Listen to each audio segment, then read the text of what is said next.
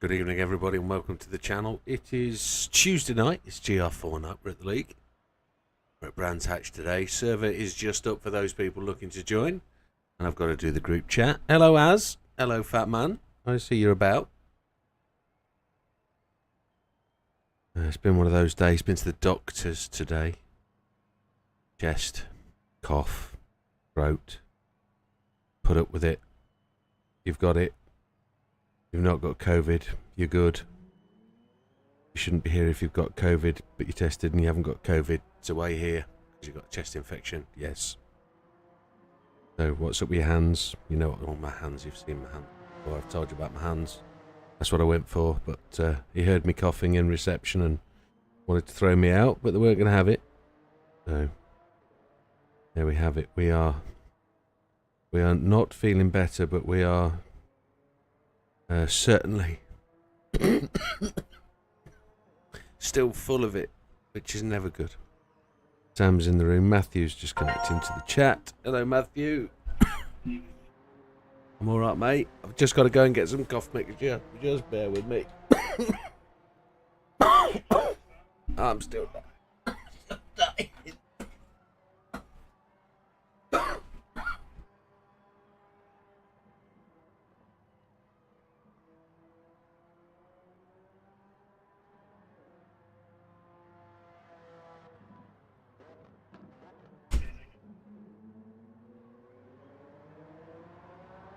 They haven't.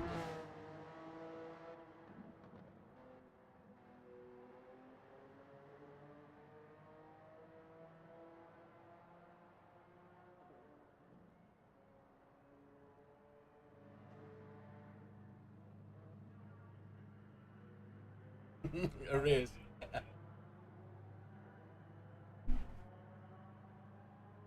That.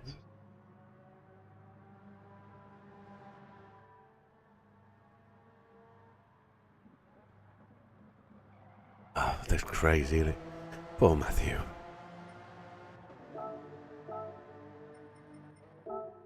I don't know. Is it time to call it quits? And for what you've saved, or what you were going to save, go somewhere else?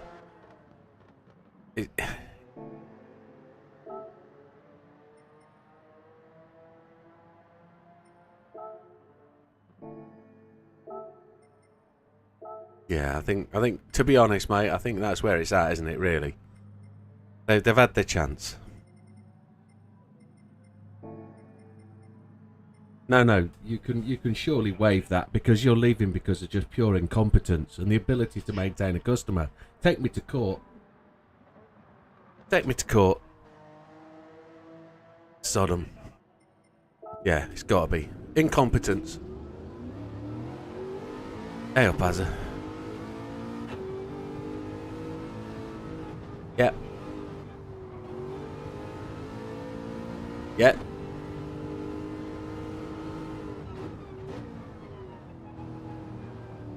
Have they nerfed it so you can't do it? Well, it was always a glitch tune. I'm sure there's a glitch in there that'll bring it in. Yeah.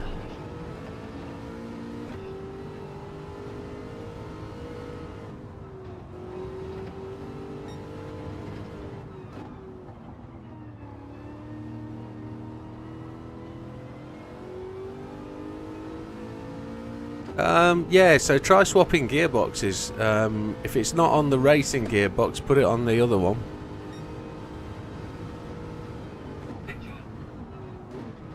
I hope so. I'm going to start that. I don't know when I'm going to start that.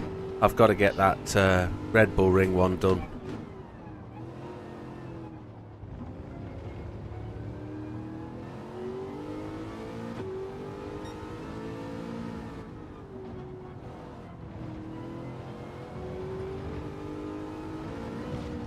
Oh. That was my wheel bugged out. That was my wheel. That was bizarre.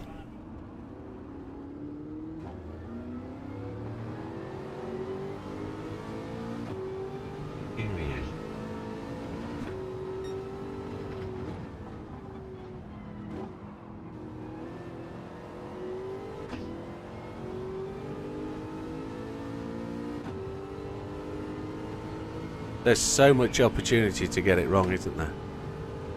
Yeah. I haven't set foot on it yet. I'll get Red Bull Ring done and then I'll make my way across there.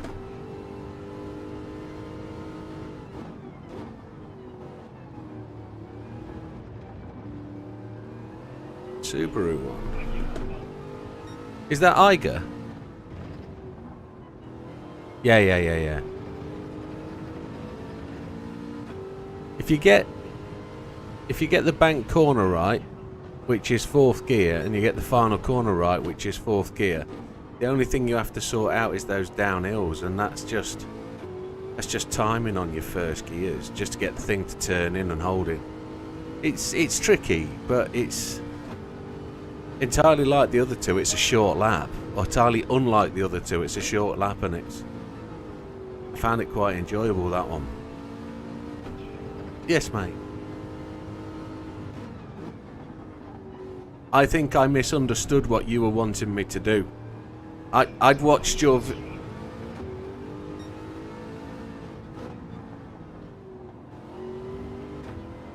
Yeah.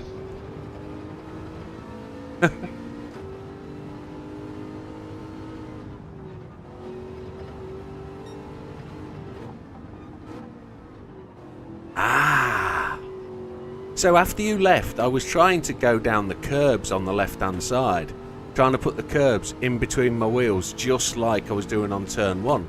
And it was starting to work, but I couldn't get the car to brake late.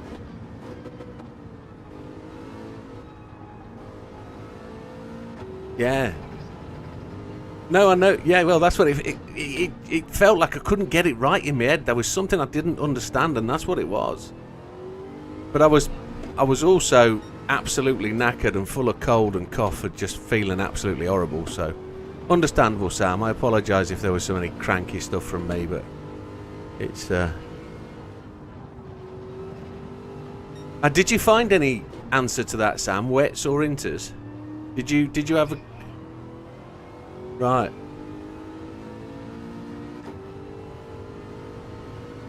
Wets did feel better for me, but I don't know whether it was... Well, as somebody said, everybody's on inters, so... Yeah.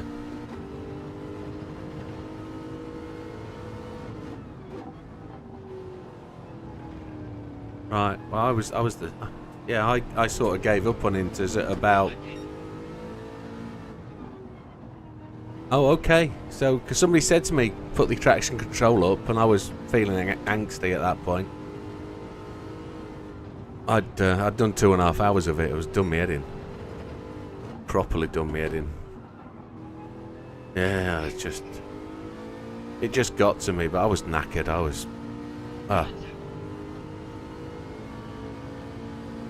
But, oh, that one's lovely. That I really enjoyed that. That was a good 45 minutes to get gold. That it was smooth. That once you got it, you learnt how it moved and flowed. It was all right.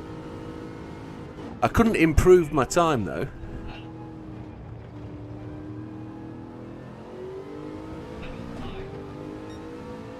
Yeah, you don't like them like that. I mean, you'll say that yourself. I know you will. Yeah. Yeah.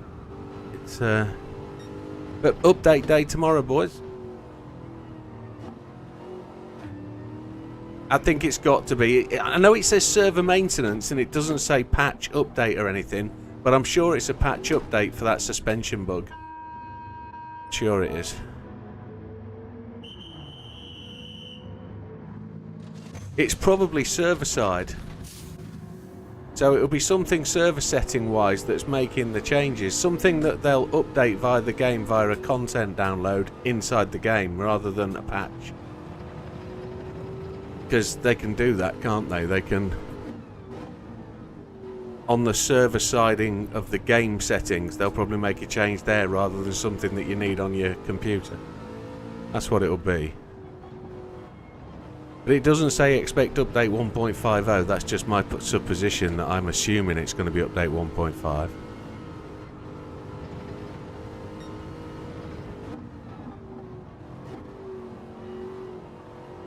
Yeah. So, just info on the force feedback side of things. The Fanatec guys have basically said that you can make adjustments in the Fanatec wheel for what you want on each car, but it is definitely a GT problem because it's not the wheel. It's not related to the wheel at all, or the base unit. It's definitely Polofony Digital. They've made a little bit of a mess up.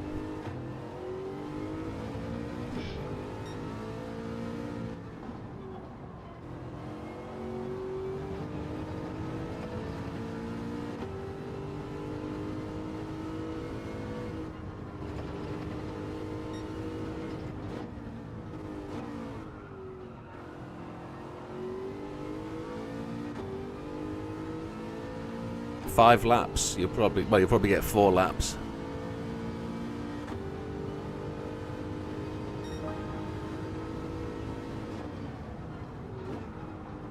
We overshot there.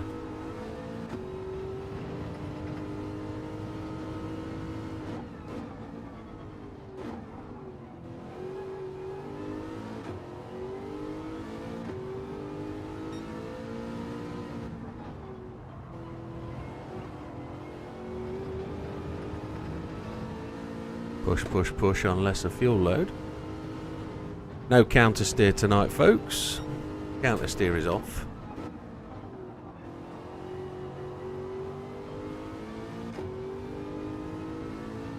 Hey Wilkie. Fantasy League football season is upon us. Picked my team yesterday. I've picked 3 Man City players, which is a shame. 3 Liverpool players, 3 Arsenal players and 3 Aston Villa players. The first opening day. Man City have got Chelsea, which is disappointing. But I do expect City to whoop Chelsea. I know we don't talk football, but this is just the start of the process because the league starts in 2 weeks. So it's FA Cup. It's Charity Shield this weekend, isn't it? United versus City again. Yeah. Well, you'll have to let her win. It won't work the other way round. Oh, some Raptors arriving. Are they at Manchester Airport?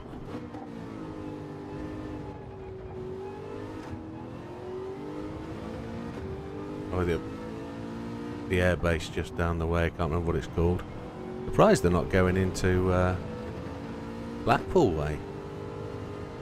That's where their engines are made.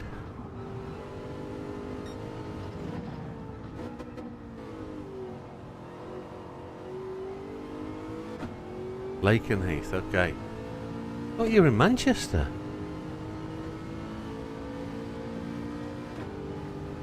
I thought I'd caught Sam as well. Thought I'd made progress on Samsted.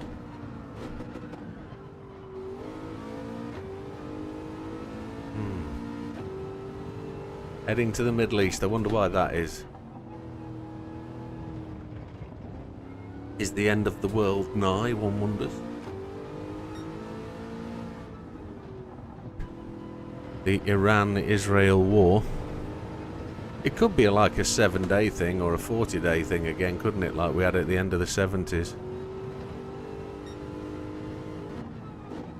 Iran's going to try and get rid of Netanyahu. And we'll have a right kerfuffle. Live on YouTube, okay. Happy days. GB News channel.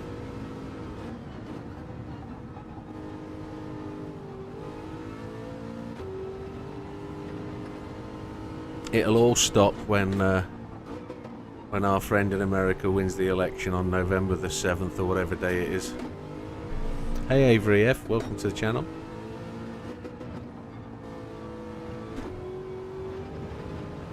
You know it's all set for a Donald Trump victory, don't you? They're going to vote him in.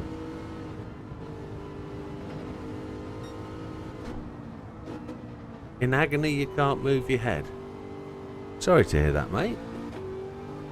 What you want to do is just sit yourself right in front of the screen and don't look left or right. You'll be good. We'll keep everything in front of you and you'll be entertained. What have you done? You sneezed and put your back out? Or have you had another incident?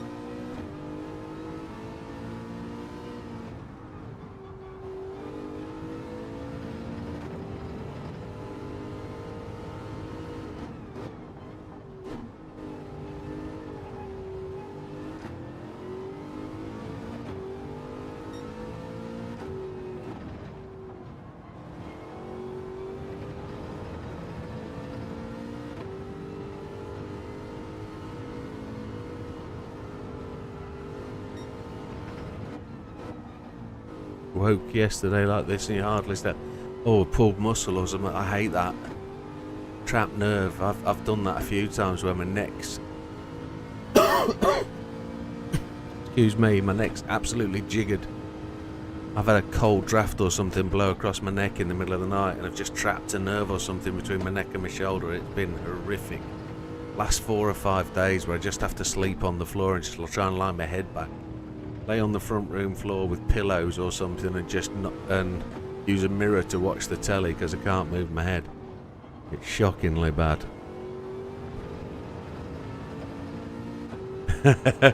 we can't. Well, if we throw in the anti-Semitism from Israel, we've got it. Welcome, Big Popper. Yeah, it's the world's going to pieces, mate. It's one of them, innit? We're never going to be able to know what's going to happen. Just gonna have to let it go with it, won't it? Evening, Mad Max.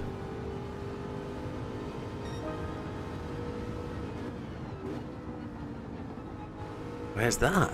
Oh, Mad Max, yeah. That's the Thunderdome, isn't it? Good films, them. With old, whatchamacallit, isn't it? Tina Turner's in that one. Yeah. Yeah, she's in that. She's dead now, though, is she? She died last year, didn't she? Tina Turner? I think she did. You've done the licenses, well done, Mad Max. Yeah, I'll get back to them next Sunday. We will. I've got people asking me to do the Tokyo ones again.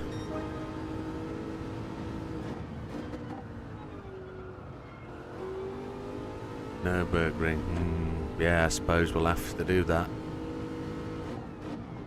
I've got a long list of things I've got to do. We sold Alvarez. Yes, you did. 75 million euros. Yes. Didn't you also buy...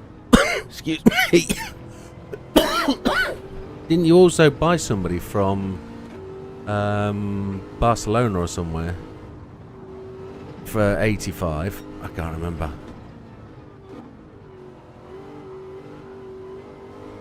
Christ, my chest is dying. There's some absolutely horrible ones. Oh yeah, there is. The Tokyo ones have always been a challenge. And I will only do select ones this time through. I won't do them all. If somebody specifically requests one, I will do it. We're doing 30 videos for August, aren't we? So there's plenty of time to get them done. Ah, 25 million, okay. I thought I saw some. You might be trying to line up for somebody. Fairly decent 27-year-old. I can't remember his name, but I'm interested in what price he's going to come in on the fantasy football to see if I can squeeze him in. So I think I might have made bad choices with my Manchester City players, but you can only go with what your hunch tells you, can't you?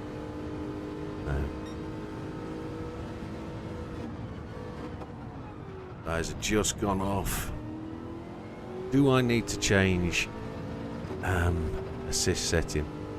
I wonder. Can I change the assist setting? I can.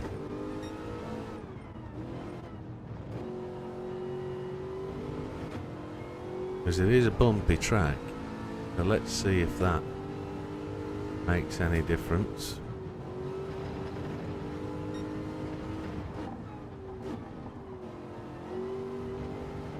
We'll know whether it makes any difference at the entrance to turn 1. Bruno from Newcastle. Interesting. I chose not to include any Newcastle players this time.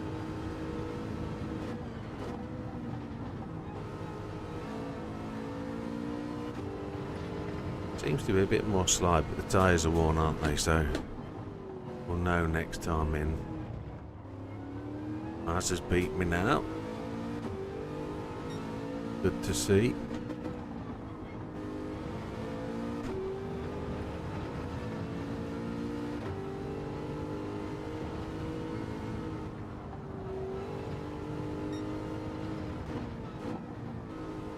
Mikey's in. Sam's got his fuel down to 29%. Has he done that? I'm on 50% and I've done nothing but laps. Christ.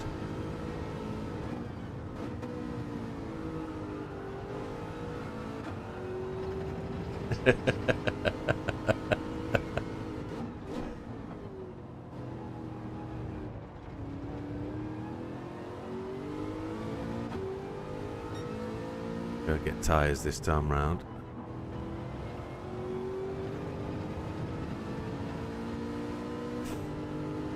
We seem to be getting 7-8 laps out of softs, which will be alright for qualifying. We'll do alright for tyres. They'll last the 5 minutes.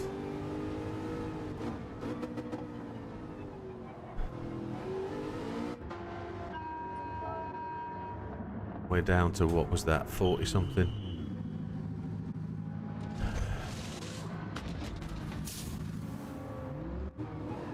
Mad Max has raided the channel with one view. Well, hello, Mad Max. Thank you for that. I didn't see that, buddy. I apologise. I was busy driving. Oh, straight out of the onto the dirt. How did that happen? That ruined a brand new set of tyres, didn't it?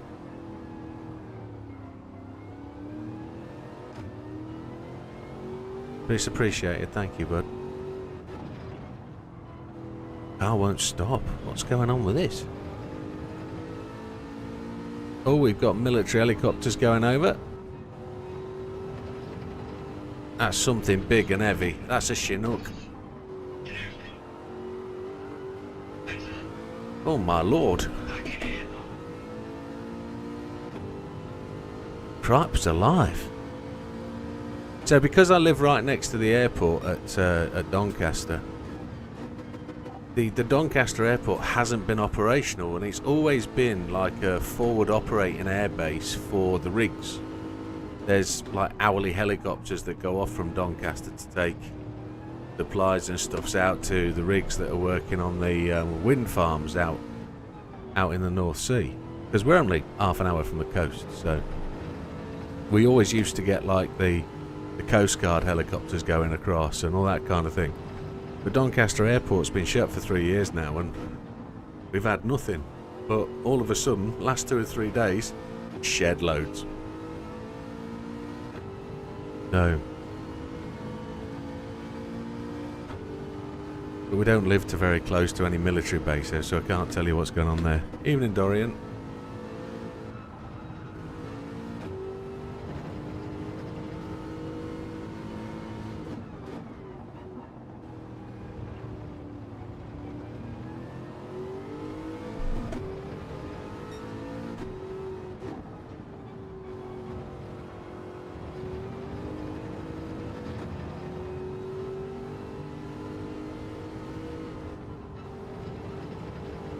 So we've had apologies from BB today. He's not going to be joining us. He was late back off his flight from holiday, so not been able to get back in time. But he's going to join us next Tuesday. He promised. He swore it in blood on his letter.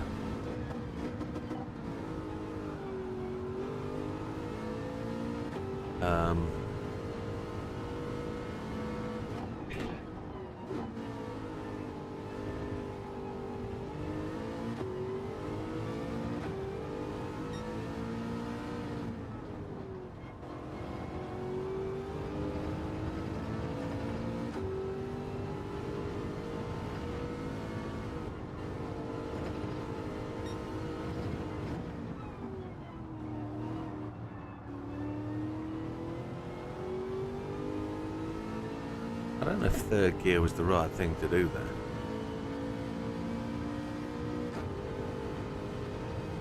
It was.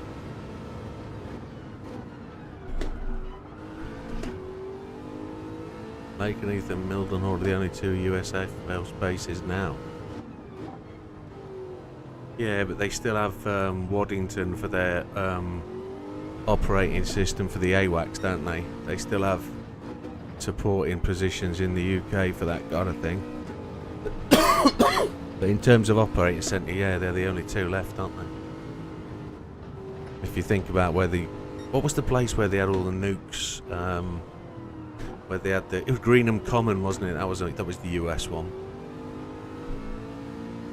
Big protests in the 80s and 90s there about the nuclear stuff.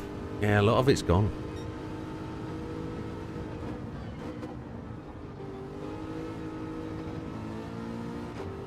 A lot of the Air Force stuff was won from the UK. There's so many bases shut down.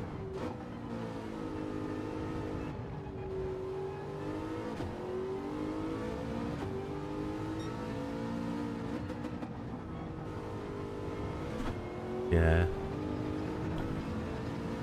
Used to live near Waddington. Used to see him all the time.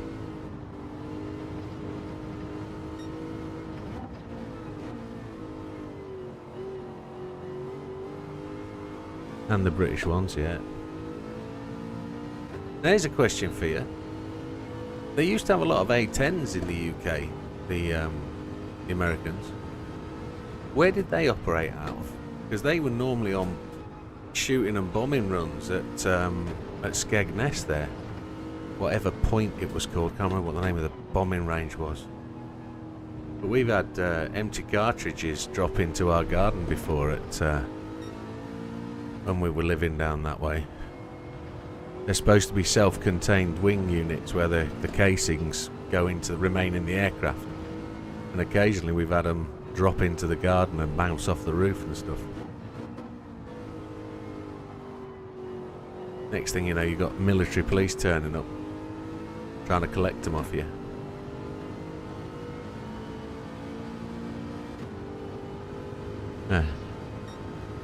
Yeah, they spot the hole in your roof with a broken tile, don't they? Yeah, well, what's that hole in your roof then? Oh, yeah. Bent waters, that sounds right. Here comes Sammy Dobbs.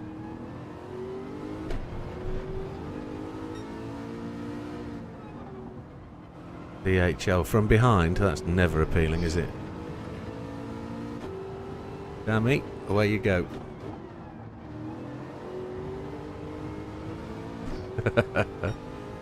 Or where we put the stuff. Right, I've done my practicing. I've done it all on softs. Excuse me. I get absolutely zero warning when that attack happens. None whatsoever. Oh, it's fucked me off. It's ruining my brain as well. Right, let's have a look at league position. Let's have a review. Got to scroll back up and find picture. Unless I can post a picture. It's only screenshot. I'll have to do it off my phone, won't I? We can see it. We can see it. No, that was what I wanted. I wanted the PlayStation app. There we go. Let's see. GR4s. There we go. It looks like 3 results done. Here it comes. Walking down the street. There we go. So, Sam is in first place with 54 points after round 3. Pirate Jim is not with us today. He's had to cry off because of an impromptu family holiday. Shame on him. He's on 40 points. Now, this is where it gets really good. I'm in third place on 39. Trippleback is on 38. Seb is on 37. Then there's a bit of a gap down to Big Bad Barry on 26th in 6th place. Then BB, who's off this week, unfortunately, on 24. Then Fat Man on 24 in 8th. So we can expect to see Fat Man moving up the list. Mikey on 21, again, could shoot up the list a little bit further with a good result. 420's not with us, unfortunately. Barrett I haven't seen. AD I haven't seen. As is here, he's got one result in, so he's joining back in today, which should be good. And Bald Eagle, who is busy working. Oh, who's that gentleman there that's arrived on Twitch? Let me fix you. Unless Wilkie wants to. Wilkie's just said be right back, so I'll get this one. I'll get this one.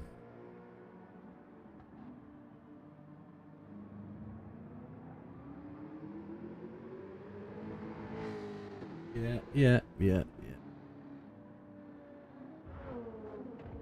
Trying to attract viewers to some scam, I don't know.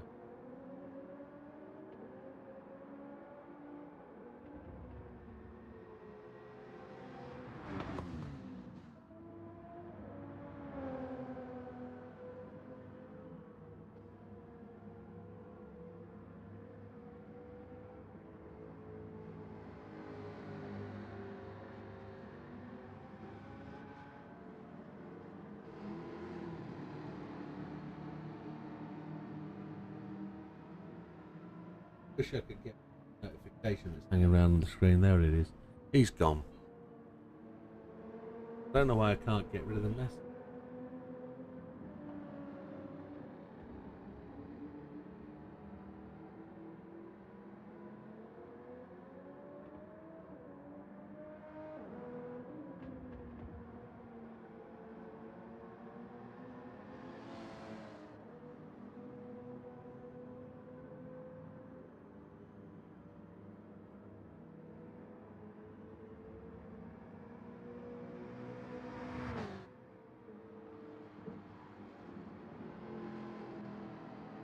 Why can't I get rid of him now? Just ridiculous. I can remove it off there. Please excuse me, folks.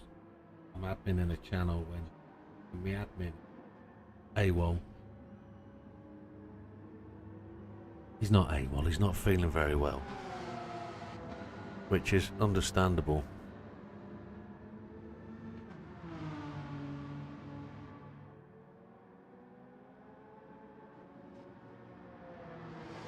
Oh, you've done it. I couldn't get the damn message to go. For whatever reason, it wouldn't give me the option. Sorry, Wilkie. Right, so there we go. That's the league position. We're going to go to quali at 1:15. So I'm going to do a couple of stints on medium. I'm going to have another mouthful of cough mixture. Tonight's programme is brought to you with Carvonia. That's the one by the gallon.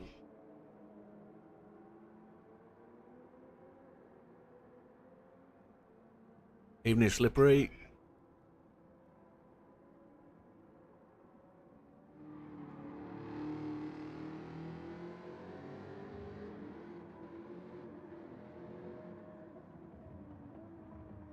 I did oil change before I came in. Yes, I definitely did. Car settings, medium, and I agree on strategy. I saw what you said. So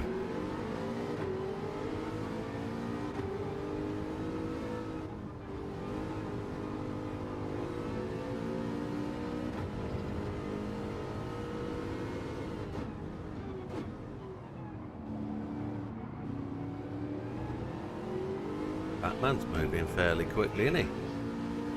That big old hunk of English muscle. Look at him go.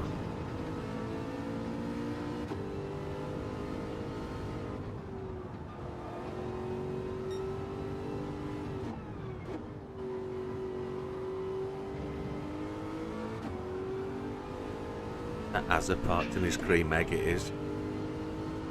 Yeah.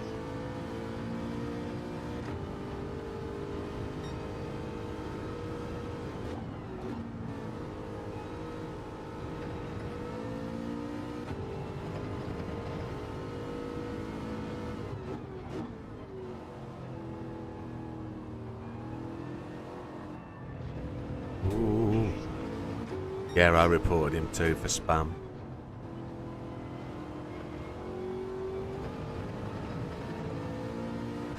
I couldn't get the ban option to come up. It was only giving me moderate, and maybe you've got. I should have all the controls. Hey, there's Barrett's just joined the stream. That's good. I sort of overglossed Barrett at the bottom, thinking he wasn't going to arrive like AD, etc. But they're welcome to join in. They've started the league, so only need 5 results to be able to make a full submission. 4 results is still possible to do well.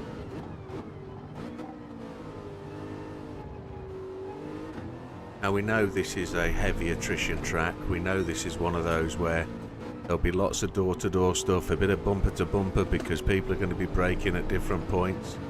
Cars with different pace, cars with different grip levels.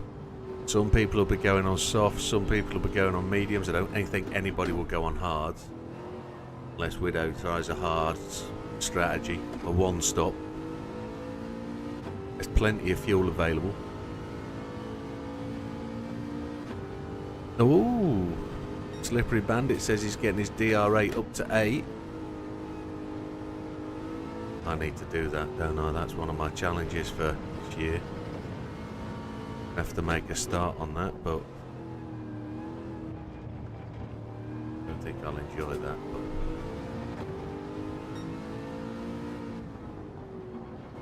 But Hazard got back above me on time.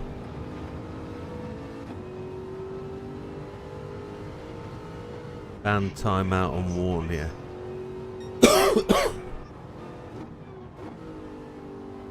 No, I don't think there's any hidden strategies here. I think it's pretty much obvious what everybody's got to do. I just don't know what to do with my brake balance.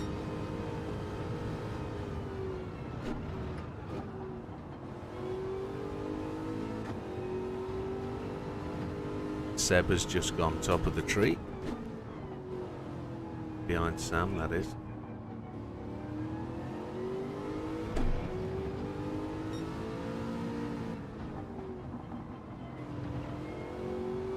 Softs all the way, yeah, that's what we're going to do. 83 pit stops.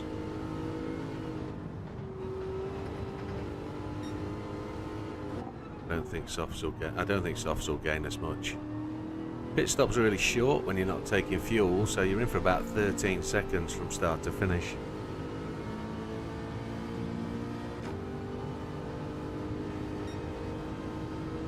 If we can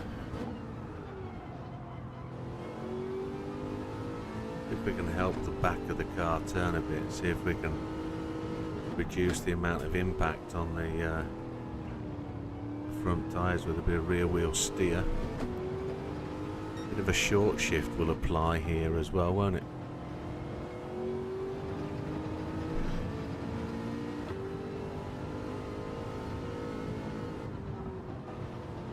Twitch of band as well, very nice. That's what we need to do. We need to be on it and aggressive and fully on the process. They were quick to do that. Thank you, Will.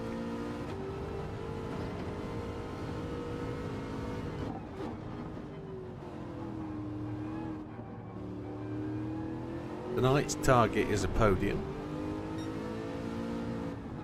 If we can podium, we're definitely on with keeping on where we are in the league.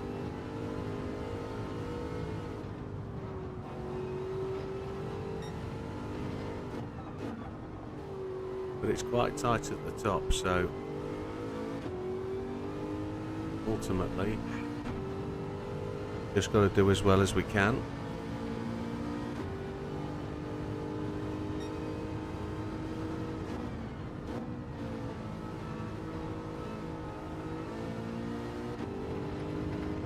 Got the Mini back today, all repaired. Take your traction control off, Sam.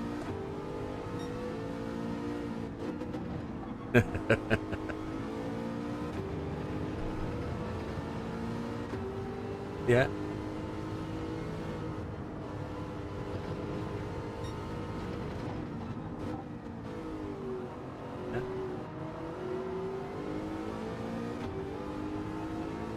It definitely isn't. There's still a little bit of tweak at the back end when you got it on.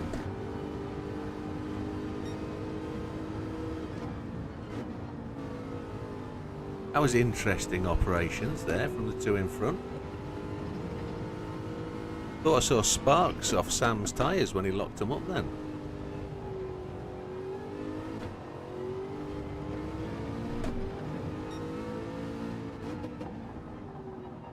I don't know how it's going to pan out, you see. Some of these guys are really quick and they just have to have their day. Look, Barrett's just popped in a lap. I know Barrett's quick. I know Big Bad Barry is superhuman some days. So, can't write any of them off. The real big lottery with this circuit is the fact it's tight, narrow. There's very few places to overtake. If Sam does his usual start performance, Sam could be really quite angsty by lap 5. Because he will find it difficult to get past in a clean way. And I don't mean he's going to be dirty. It will be difficult to pass because a lot of these corners there's one line. And if you're anywhere near quick to overtake, it's very difficult to put yourself in that position to get past. So it's not a popular circuit, this one. So quick laps, lots of laps, it's easy to go behind. This is one of those circuits you need to really be on it, because my fear is that I'm going to get lapped at this one. Even going as fast as I can go, it's only a minute, and a minute over an hour is a long way.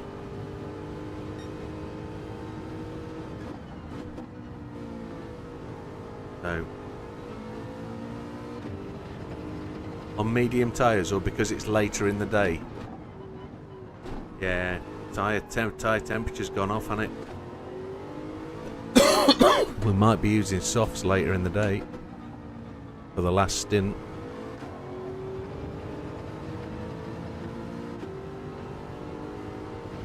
My cough is horrendous. Oh, there's Matthew. Look, having a look back at the track.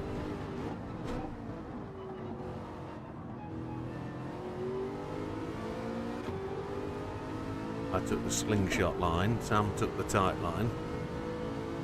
Not sure whether either line was deliberate, but Sam's now going to try and take the inside line, delivering from behind.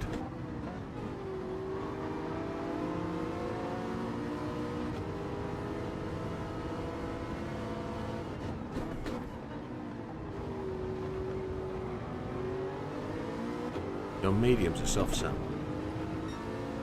Yeah, we're medium, so that's the comparative difference, look.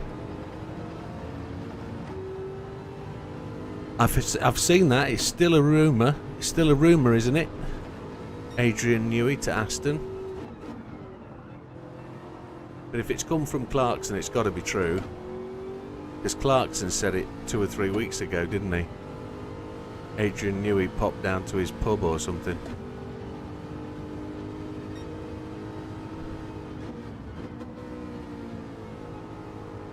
Yeah, we'll have to see what... could be interesting, this. It's going to be a tight qualifying. Because it is so tight and short. And what have we got? 10 people? 8 people? See, Mikey's put himself on 6th spot within a second. Well, he's a second behind me. I'm only a second away from Sam. So it is going to be tight. Right, guys. 11 minutes past. Excuse me, as a barking dog in my house. Oh.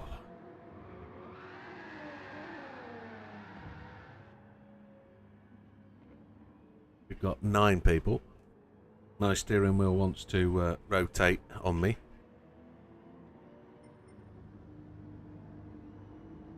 I'm going to have another go on the old Cavonia.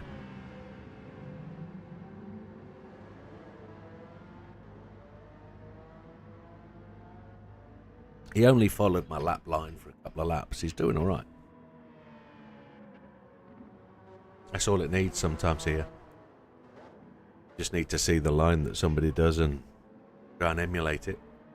Then we changed his brake balance, which, not brake balance, his brake type, which probably helped him a bit as well. Stop that oversteer.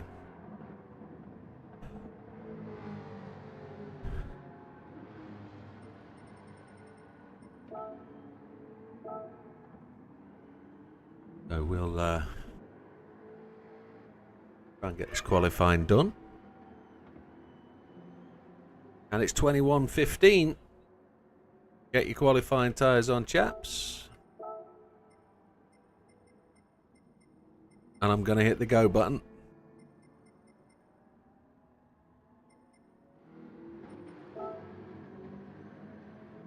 Good luck, everybody. 10 seconds until we go.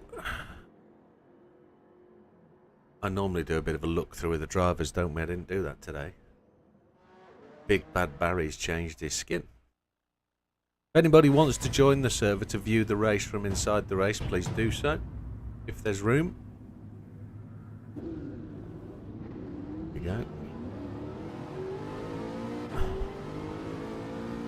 Strategy guy's got a cold beer, that's good to know. What beer is it though? What beer is it? Good evening, Mr. Lofthouse, how you doing, buddy? I think that might have been you that messaged on YouTube earlier. Thank you, Simon. It was somebody called Lofty. I've got a funny feeling that was you. Oh, Carlavaco. I can't remember what beer it was I used to drink there.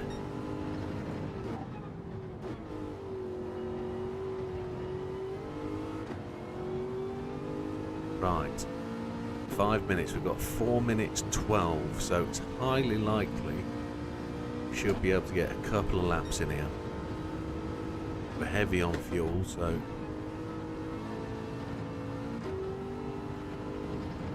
and we've got a car in front of us that could prove to be just a little bit in the way, but we'll have to see. I haven't changed my brake balance. Don't think I need to at this time. Car feels naturally good.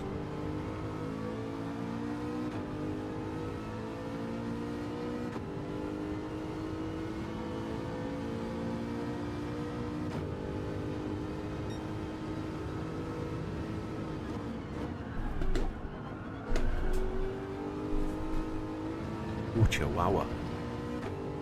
She moved a bit.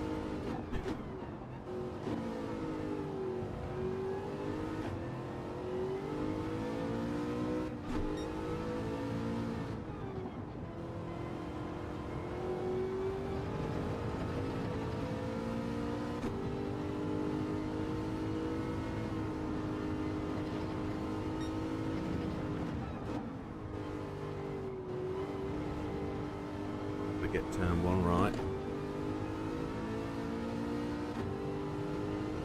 Barrett's gone ahead of me now. Very good.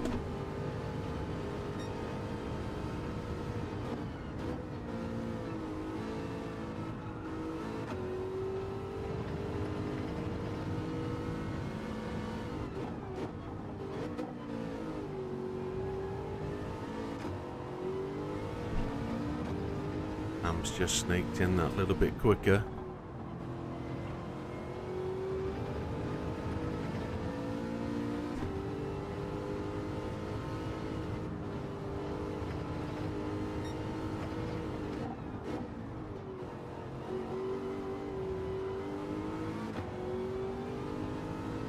Shot didn't quite work there.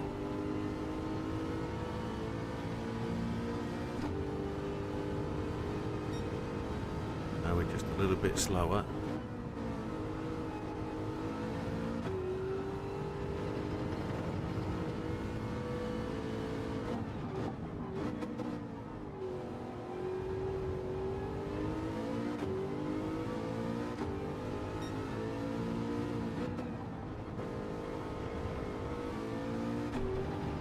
So Sam's just trying to get an extra set of tyres right at the end to get that last lap in if he can.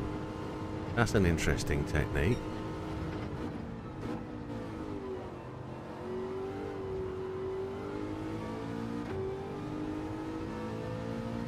Barrett's gone in as well. Is he going to have time to get round? I know I've got potential opportunity to get another lap in after this. Just a second down though. I think these tyres are beyond comprehension really.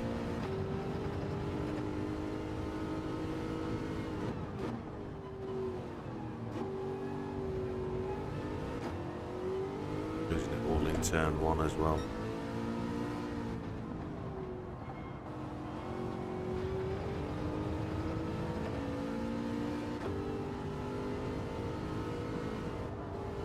Going to be very close.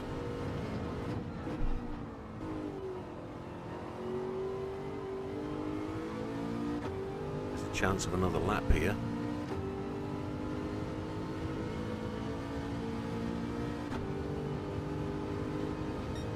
I'm going to do 7 laps. Even though the last one's going to be rubbish. Could have braked well earlier.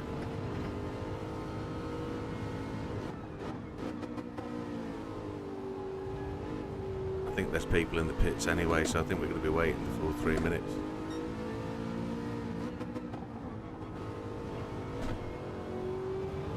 Yeah, my left front is... Yeah, I was too cautious. But I think we did okay. 0.4 of a second behind Sam in quali is not bad. For an old grey-haired old dude like myself, I think that's alright.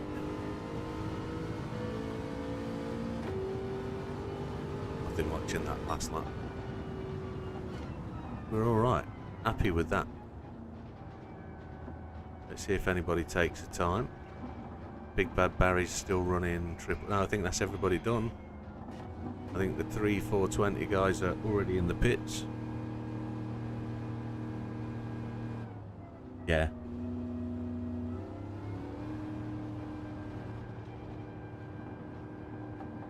Enough time for you to go and shake the snake, Sam.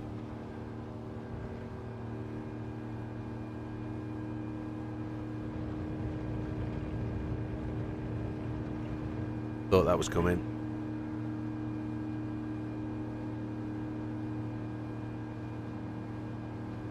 Thank you very much. I think that's everybody in. I think that's settled. Batman's in 7th. Seb's in 4th, yeah. I think Fat Man has got the opportunity to do well here. I think he's going to sneak his way through the field, I think.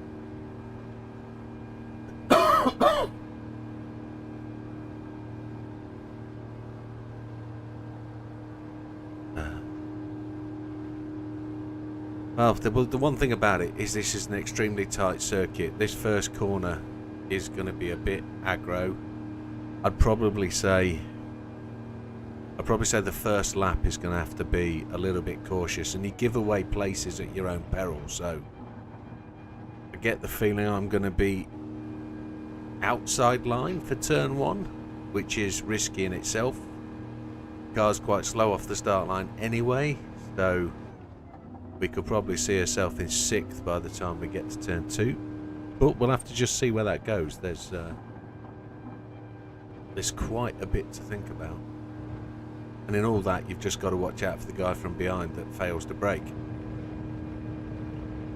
So, we'll see. We'll see. Got a few minutes yet until the start of the race, so have to see where it comes to. So then confirmation of the results.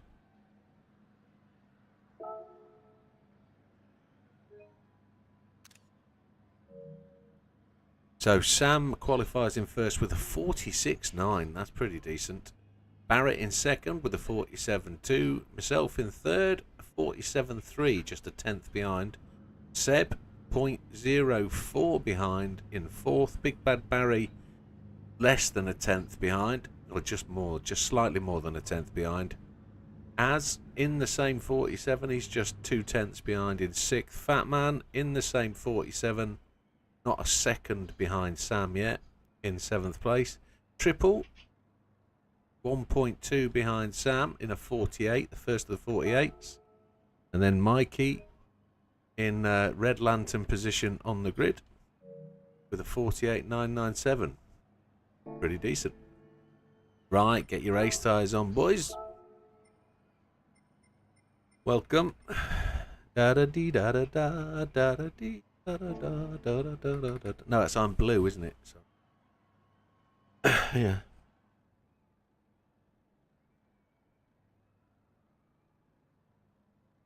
Yeah. Right, so we got 9 people in this one. It's 21:25. Does anybody mind if we go early? Sam's hit the starting soon button. So have I.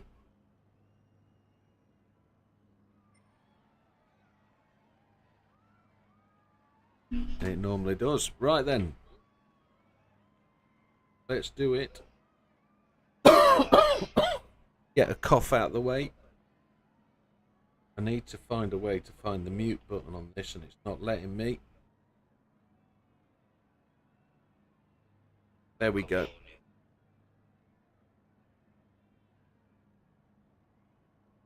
Here we go. So I'm going to hit the button, guys. 10 seconds till start. Don't forget it's a standing start and penalties apply. Best of luck, everybody. We'll see you at the end.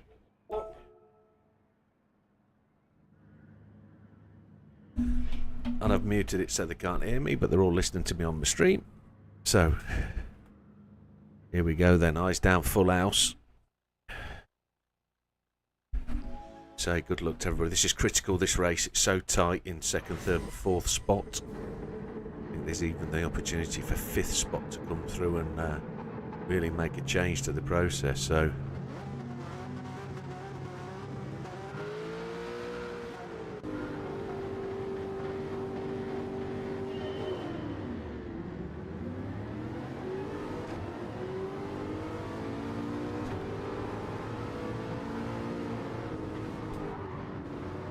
kind of as we anticipated where we were going to be.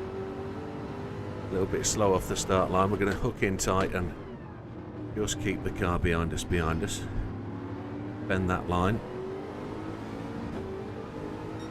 I don't know if the boys at the front are going off on softs. Got to assume that everybody's on the mediums.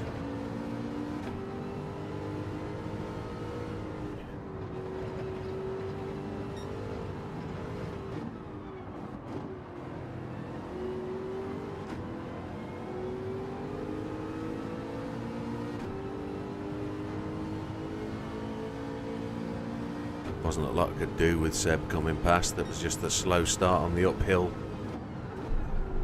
turn 1, or end of the start finish straight. It's quite a steep bank. I had a walk up there a couple of weeks ago when I was down at the circuit.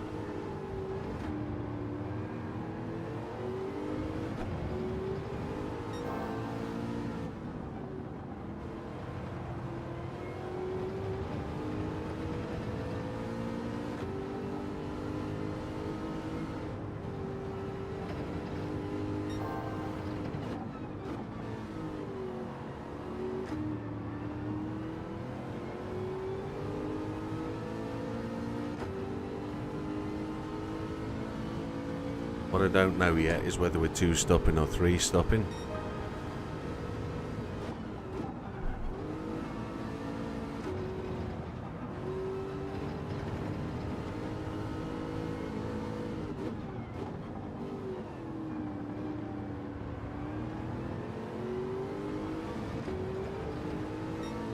I'm just starting to sneak away.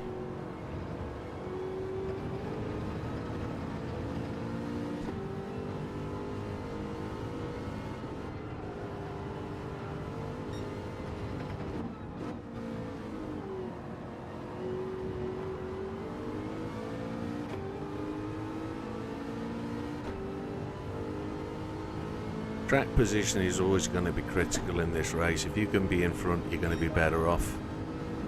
So,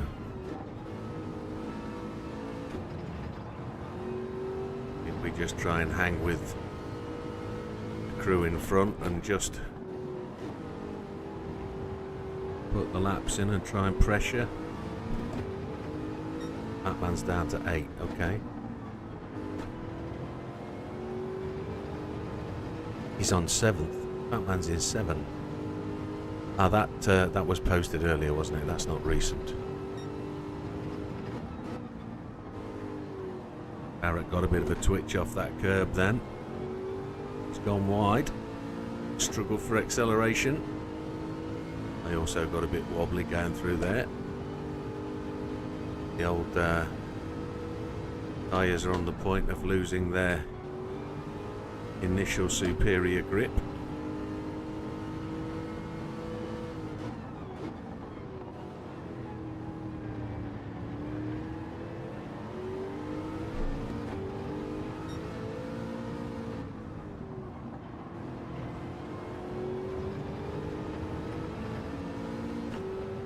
Seb's got ahead of Barrett, sorry, not Barry.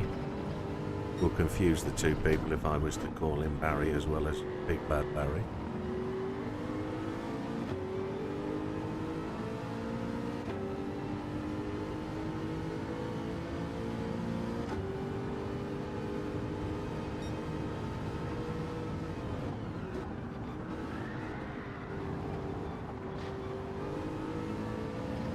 That was too much brake balance at the rear. They're going to have to let that place go. I can't defend that from there. Glidey slippery.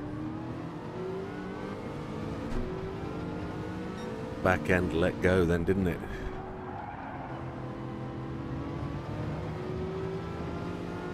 I think we're all just approaching slippery tyre point.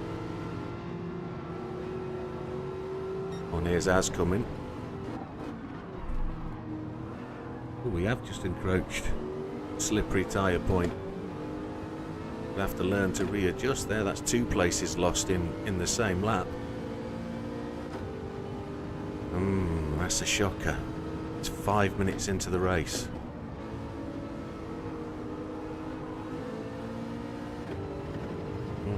Interesting. Can't believe how much the car changed reaction there on those changes in grip, but I actually didn't. Yes, I did. I was running that medium stint and I did change the brake balance on the medium stint, so yeah, we've just got to try and get back on top, relearn where the braking points are with this change of grip.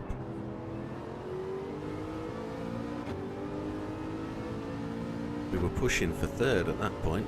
We're now outside the top 5, so keep the pressure on.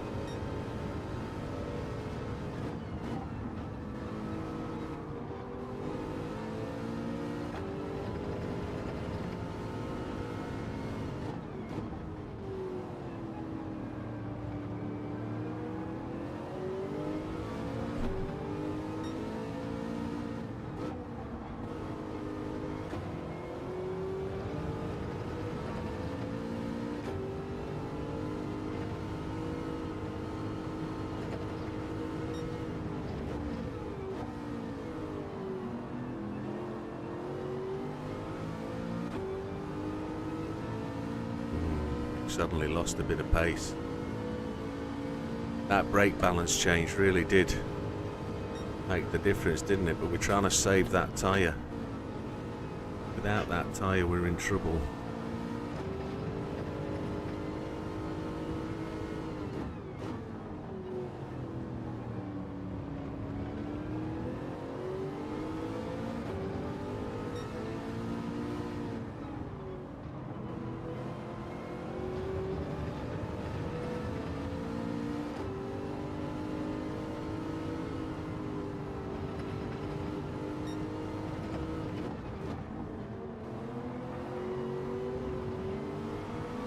Anybody thinking that the Cavonia is having adverse effects, it's the non-drowsy, non-alcoholic one, so it's not the Cavonia affecting my driving.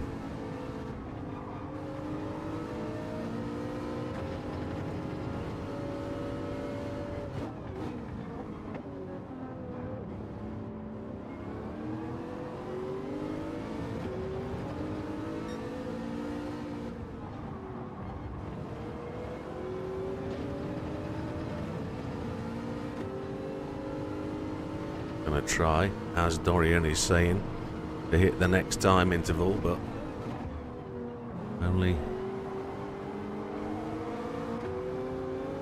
Alright mate, you carry on. Your line is your line, I've got to go round you.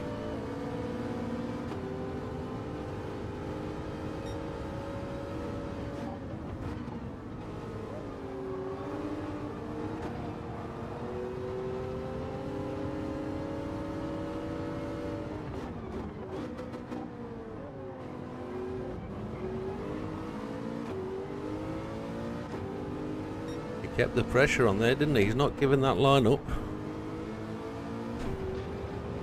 Thank you, Az.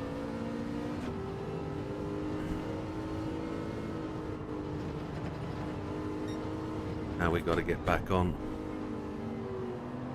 this. Az will keep the pressure on me though.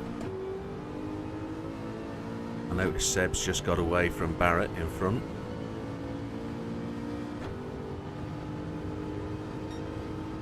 Now that's the 10-minute. I've overcooked it. Ah!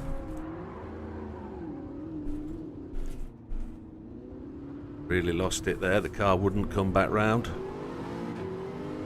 Ah, it's a shame. I just missed the braking point.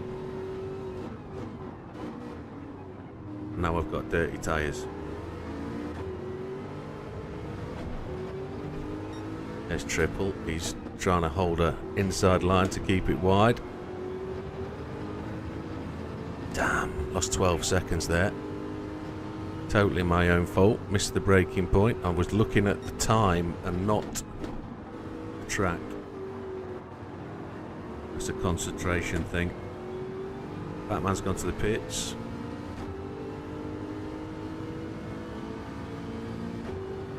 Yeah. We will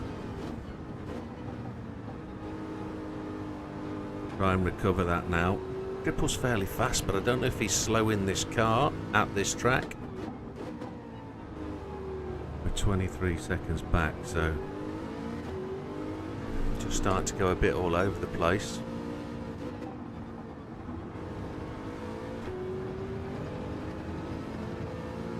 I can quite believe that those guys are not running softs. Everybody's on the medium.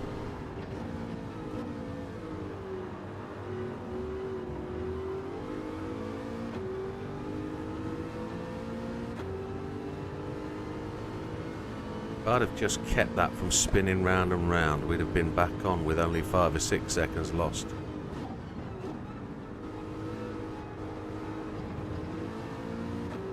That was a driver mistake, so Mike's gone to hard to try and cut out pit stops. That's interesting.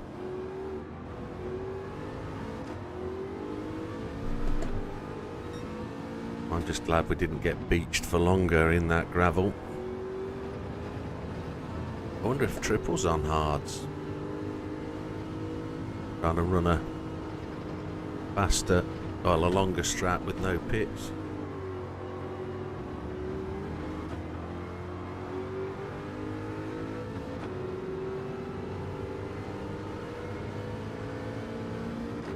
Why are we getting blue flags? It must be somebody in front of us. Must be Mikey.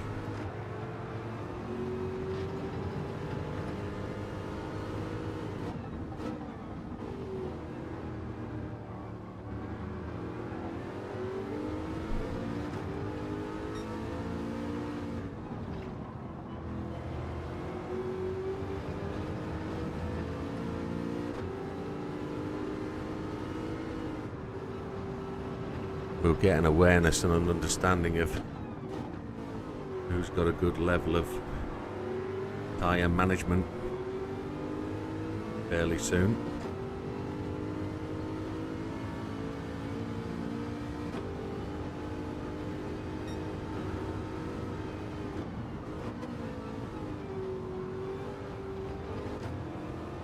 Thank you, Triple. He's going back to the inside. He's going to switch that back. Understandable. Nice pass. Yellow flags. What we got? No overtaking. Has Barrett gone off down the bottom? He has. Okay. Triple made a good pass there. That was a good defensive pass. Very good.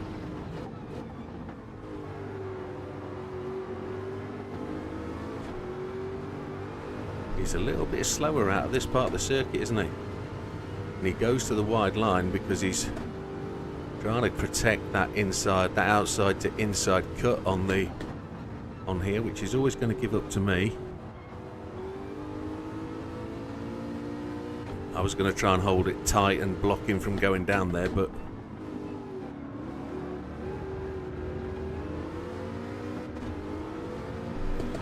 unfortunate thing is that's just slowing me down a little bit, but we can't be helped. That's racing, that's what it is. My left front is about to give up, so we have to be consciously aware that one more lap is all we're going to do. He's definitely, his left front is giving up, isn't it? I've got to pit this next lap. I can't afford to risk a left front failure.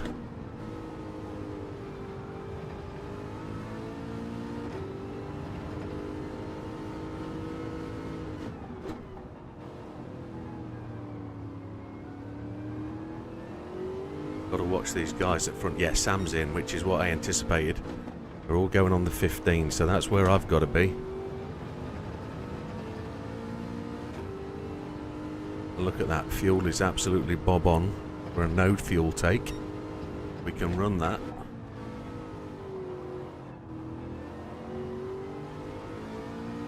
They've all gone on one look. No, they haven't.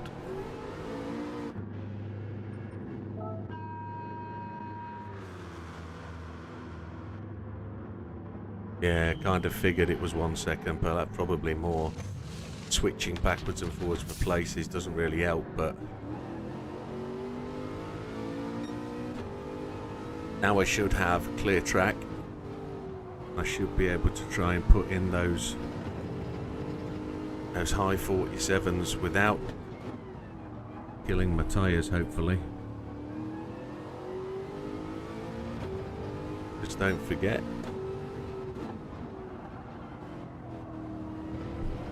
unless they're trying to two-stop, which should be tremendous, they're going to do really, really well on a two-stop. There's no understanding what tyres they're on, so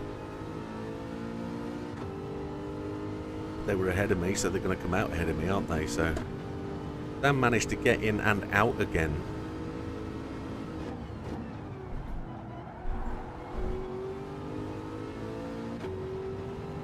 Jesus.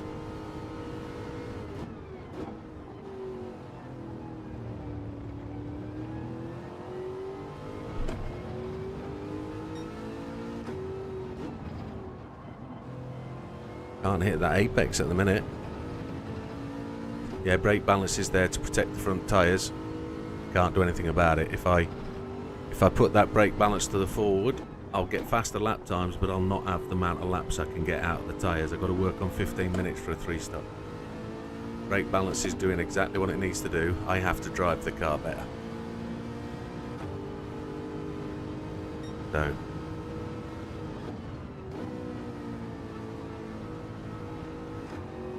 I've got to improve turn 1 and turn 3.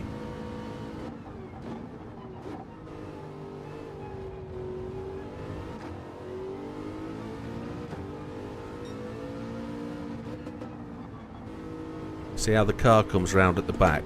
That's what we're trying to do with the brake balance. We're trying to make the car pivot and turn quicker.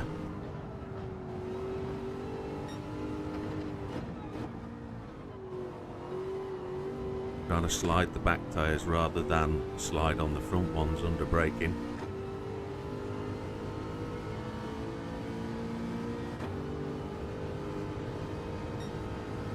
And we're also, like I say, running in free air, which,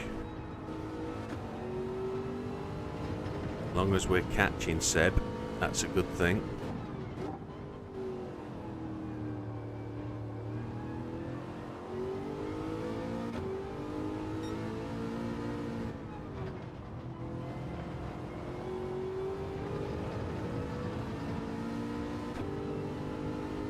Az has now come in. That was a long stint by Az. He's almost got that to a 2-stop, hasn't he?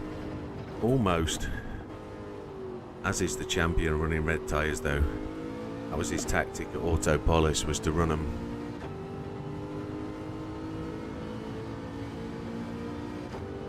With new tyres is set to 3, with warm is set to 2. Yeah, potentially. Well, there's Az, look. Yeah, we're going to keep it on 2 for now.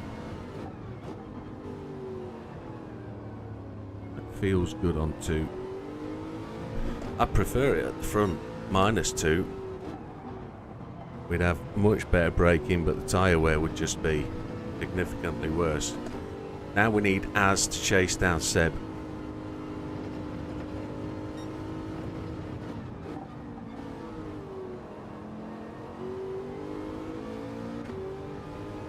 Az had a bit of a tweak there, didn't we?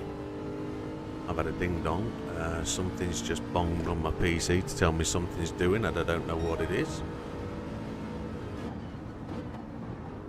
A little warning. Just looking around my screen to make sure everything's still working. I've got no stream warning. My bit rate is fine. CPU is only at 2.2%, so everything is chugging along nicely. GPU's at 60%, but isn't that the case with modern machines? Right, focus back on the race. Everything's alright with PC and stream.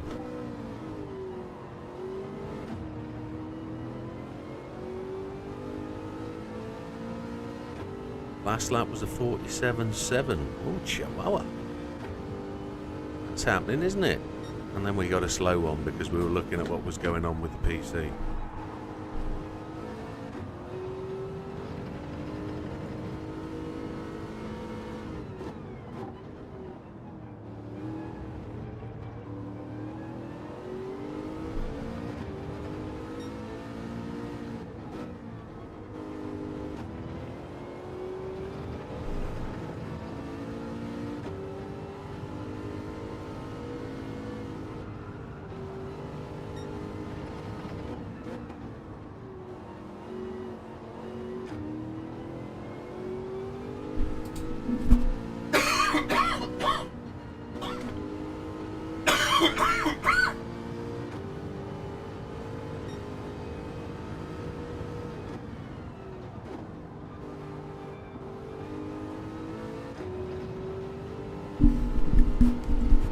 Oh, Christ. Everything's gone all wobbly and horrible. My brain's hurting. Oh.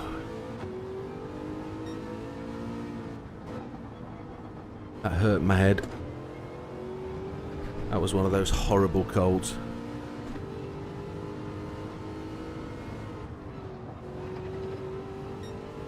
Yeah, we're losing ground on Sam at this point, aren't we? But we're not losing ground on the guys in front, although we kind of are a bit. Is that Mikey? Yeah, that's Mikey.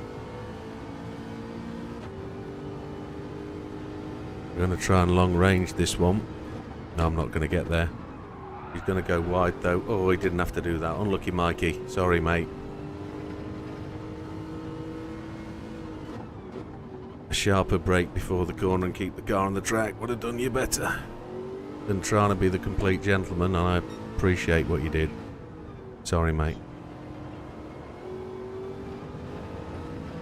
So we're back with the cars in front. We're going to let Sam and Seb try and battle it out. That'll slow them down a bit. We're only 7 minutes away from a pit stop.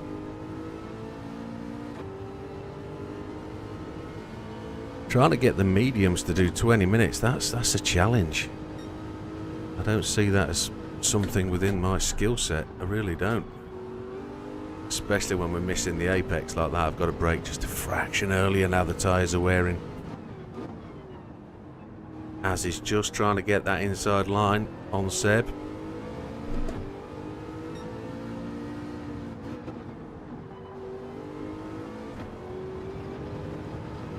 Did you say Big Bad Barry's gone to hards? No, you didn't, did you? You said something about BBB, but don't know what it is. There's Triple. I think he's running hards. He is running hards. He's trying a two-stop. He's trying to possibly a two-stop, throwing a softs at the end. He's trying a similar strategy to what Tree tried last week, but I think he's going to find that he is significantly slower. As he's trying the inside line down there, that's a reach.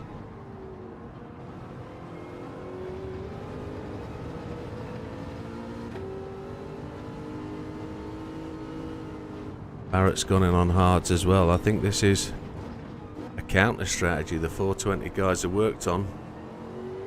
They've done the maths and they're not seeing a massive amount of time, are they? I've got 16 minutes to do on these tyres, have I? No. No, I'm doing 15 minutes on these, so I've got 5 more minutes left on these tyres. I've got 2 stops left to do, not 1. I'm going in at past.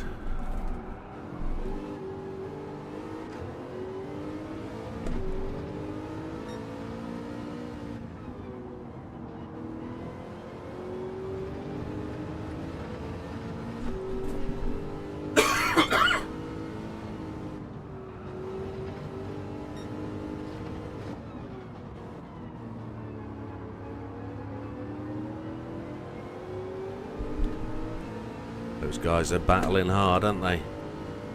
Both pushing tyres to the limit. Az is really being held up here. Az is wanting to be in free air and making pace because he's now stuck behind guys on worse tyres than he is. Seb's on hards. Oh my lord. So the strategy from those guys was to push hards. Okay. They're all on hards then.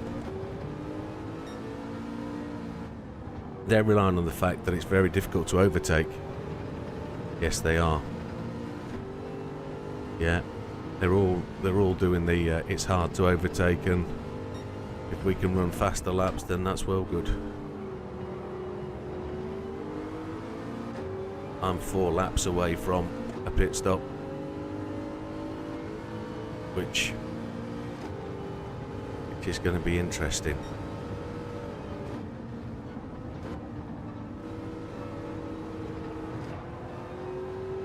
I've got to take fuel this time, and I don't know how many laps of fuel to take, but I could take a whole tank and then not fill up next time, but then I'm carrying fuel I don't need to carry. So on the basis, I think I'm going to take 18 laps. I think 18 laps will be about right.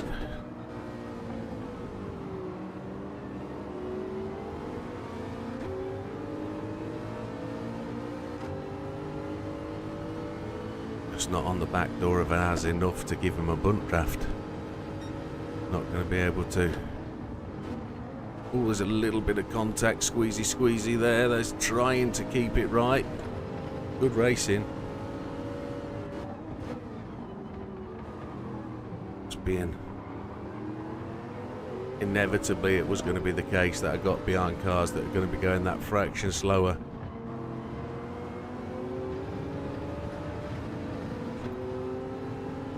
Second of, I don't know who that is in front. Is that, I think it's Fat Man.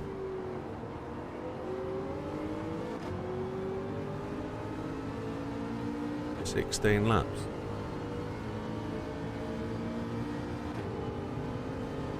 I think we've got to do more than 16 laps. I think we're going to do 18. We're going to do 18 on this stint. Az got past. And as is going to go longer, you see, I'm going to be pitting out of this group. Because I'm pitting in 2 laps' time.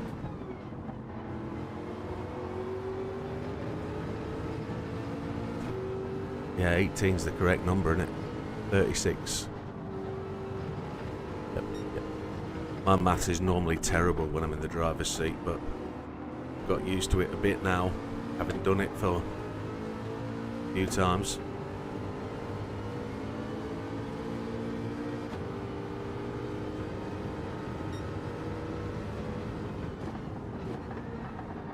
Ooh, Az has got it sideways. He's done well to collect that up. Well done, Az.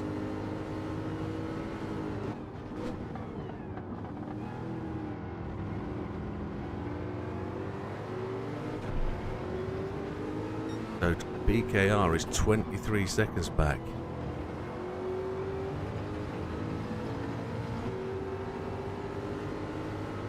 We've got to do 1 more lap now.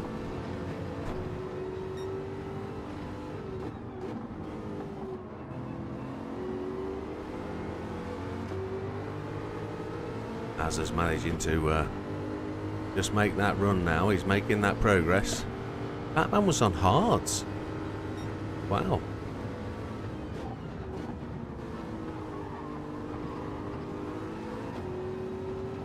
Seb fought for the line. Well done, mate. That was good. You made it tight and hard for me.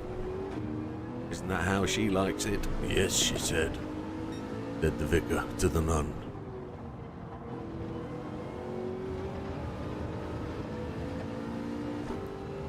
So I'm in this lap because I have 3 laps of fuel left, which I can't make these tyres go any longer. They're at the drop-off point.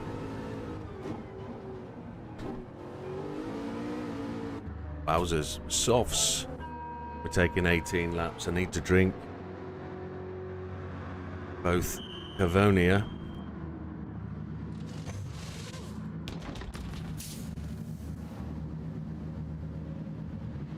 £9 that's cost, and it's almost gone. There we go, we're out and away. 23 seconds. Triple's going to be with us at any point. We managed to get in and out without losing a place. That was alright. The only problem is those guys have got 1 stop left, so have I. I've got to go quickly. And I've got the same length of pit stop to do next time round.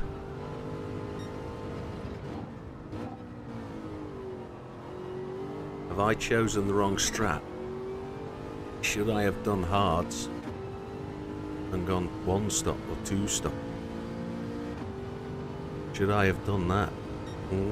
This we will never know.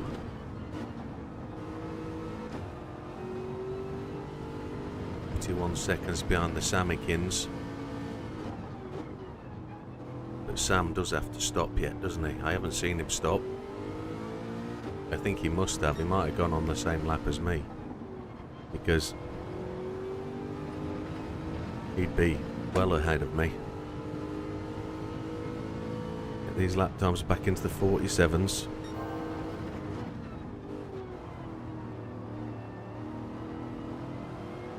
Saw a purple sector.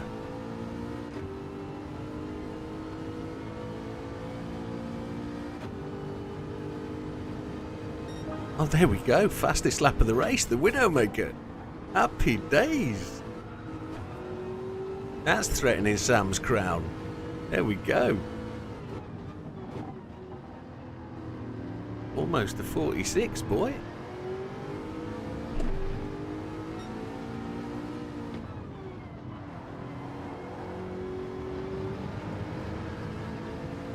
Mikey moved out the way. That was good of him. Thank you very much, sir.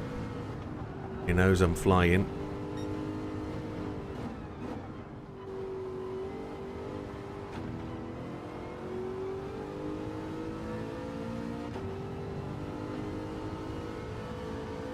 I think Sam might be angling himself to get onto a set of softs at the end.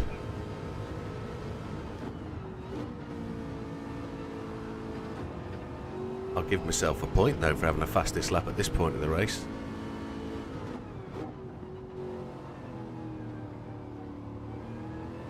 It's because I'm on softs.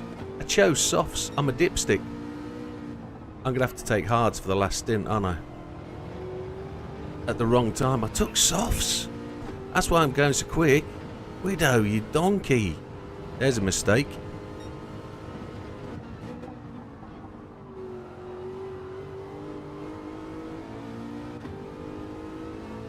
Oh dear. I'm going to have to put a quick time in then, aren't I? I'm going to have to.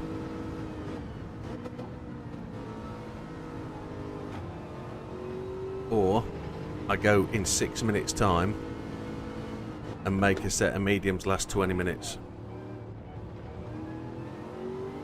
That's what I've got to do. We're not going to lose anything, are we? No. Just going to be a bit dodgy at the end. Or I make a set of hards go. kind of cocked my strategy up, didn't it? It's a warning of something, and another one.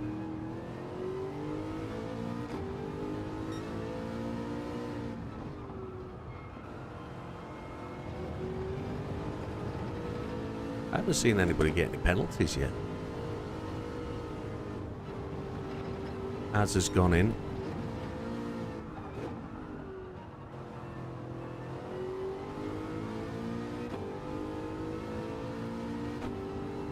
Yeah, I'm going to have to go hard.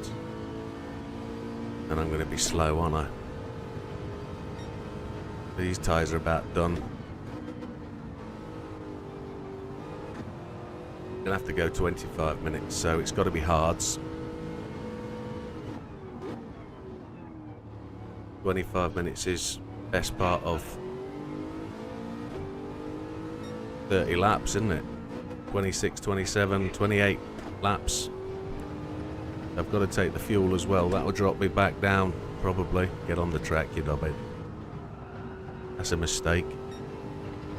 I was too busy thinking about getting me cough medicine.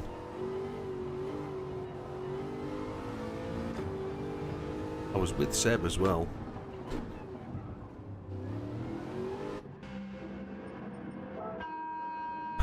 Let's take it then. Let's make it 30 laps. 28 laps. And 30 laps.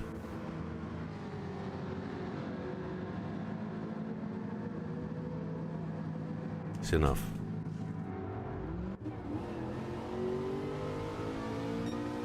Triple's got ahead now.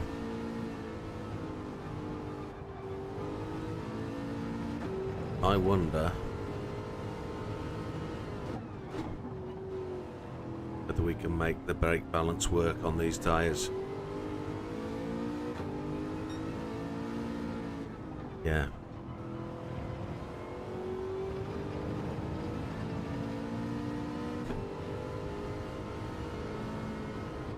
If we can do 48s, a time when sugar car's stuck against the fence, it won't go anywhere. We haven't got the grip that we had with the mediums, have we? We really haven't. Ah. Yeah, I don't need to pit again, do I?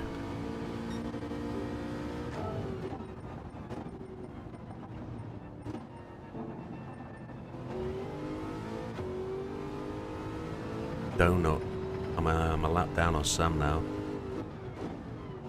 So I made a blunder.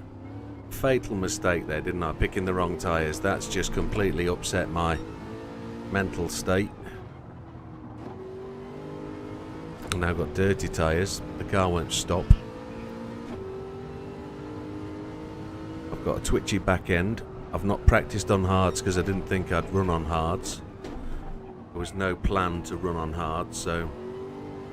Jesus Christ! So we're now struggling to... we're going to struggle for top 5 now.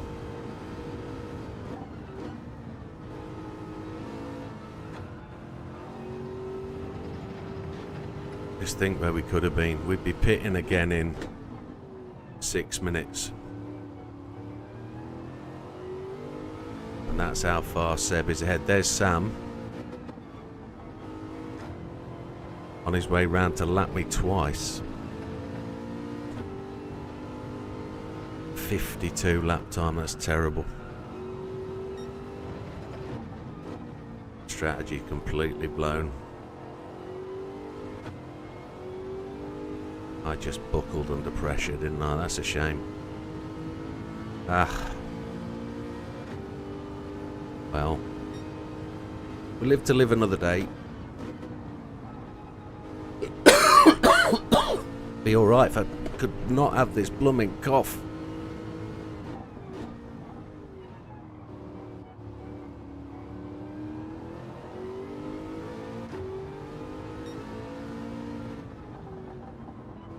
Deb's gone mediums for 20 minutes. Oh, Chihuahua, that's a push.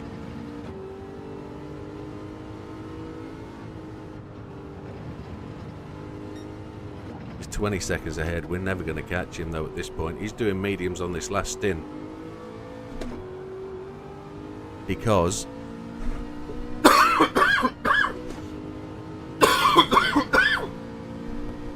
the tank's going to get cooler and he needs more grip. Ah, oh, my chest. I'm really sorry about the coughing, folks. I've put a noise gate on, so hopefully if I push the microphone away, you're not going to hear that. But you imagine me trying to make videos doing this stuff. It's horrendous.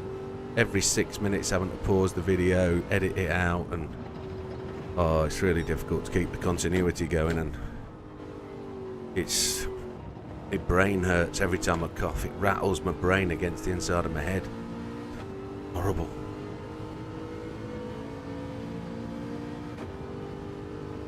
Don't need these kind of ailments in the middle of summer. In the middle of winter, you can understand it. It's part of the process. But right, we've got the times into the 48s.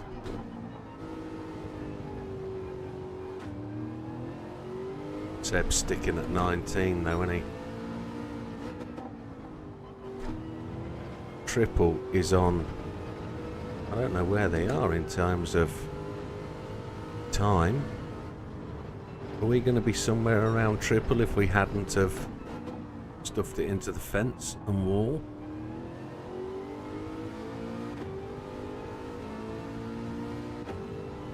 Triple's moving now. He's on his way out. So he's going to pop out there. Just see him. So he's in shooting distance. But he's going to be on mediums and he's going to be pulling away.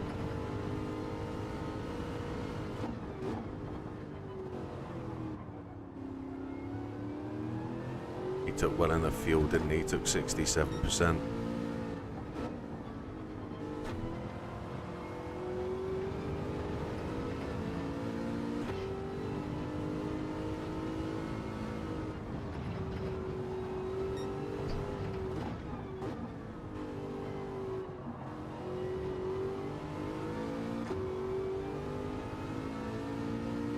Big Bad Barry's in,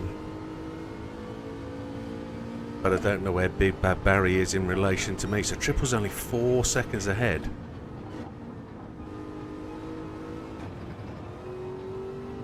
I've still got the fastest lap of the race. Hey. But Sam's going to pit and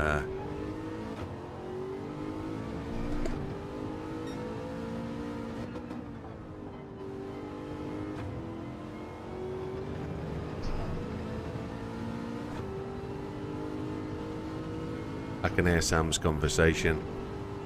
When they get blue flags, they're obliged to not pull over, but they're obliged to allow the race leader or the cars that are behind them past. Even if they're battling, they've got to make allowance for the faster car, as long as the car is faster. No.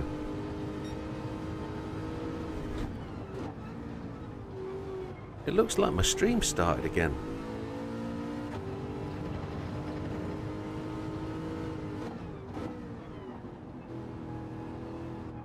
I've got a notification from Twitch that my stream started and stopped.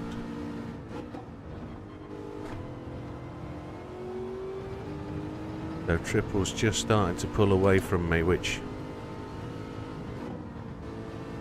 for 5th place.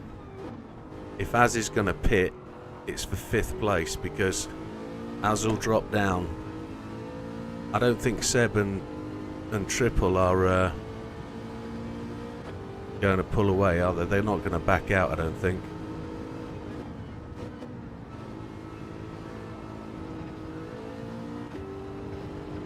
Az is going to have to pit from that position to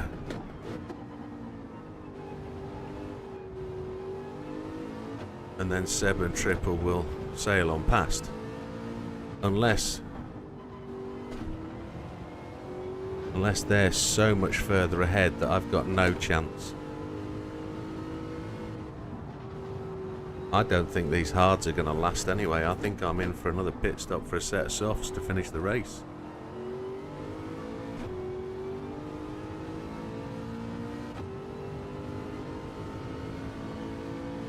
I've got plenty of fuel, but I don't think these tyres will do 16, 17 laps. I don't think so. Might do. They might. Sam is in the distance behind me, so what I just preached about the guys having to do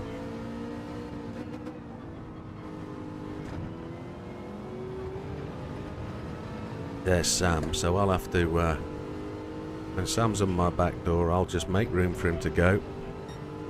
He will get no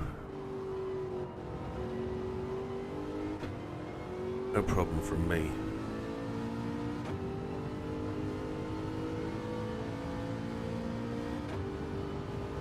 5.3 to triple. Sam's in for the pit, so not a bad thing. Sam's going to put those softs on now, is he? And try and take my fastest lap. Will he make a set of softs last 15 minutes? No, he's going to go on mediums, isn't he? 59% fuel, he's not going to put softs on. Never going to do it. No, he's on mediums.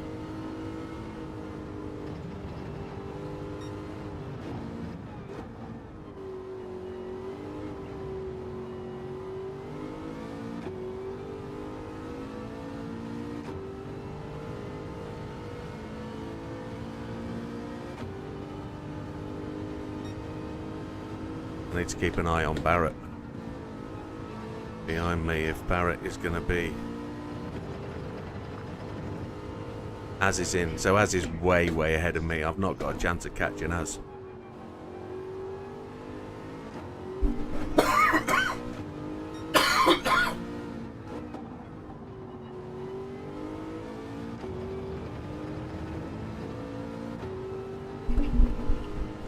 Sicker than a dog. And that's how far Az is away. Az has now lost his place in third. He's going to be on way better tyres than me. I'm struggling to keep the damn thing on the track now.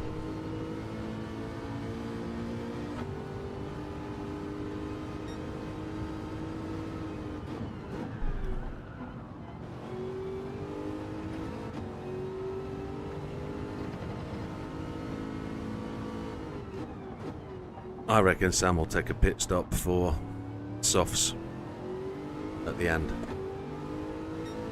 I got a feeling he's that far ahead.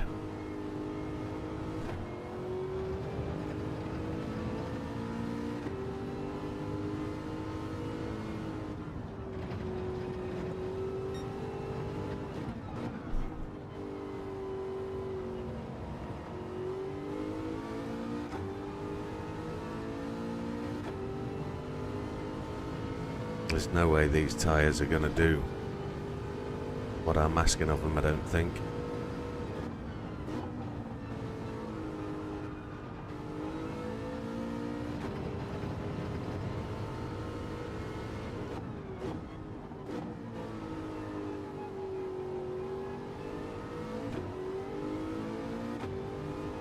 Just lost 2 seconds to triple.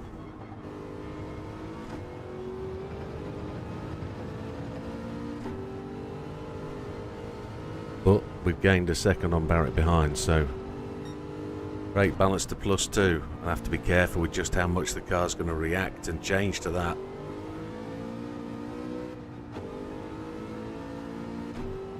We'll see how it goes. You watch the back end drift out now. We'll lose loads of lap time. We're not going to have the same stopping power into corners. Oh, it's feeling okay actually. A little bit slower acceleration out.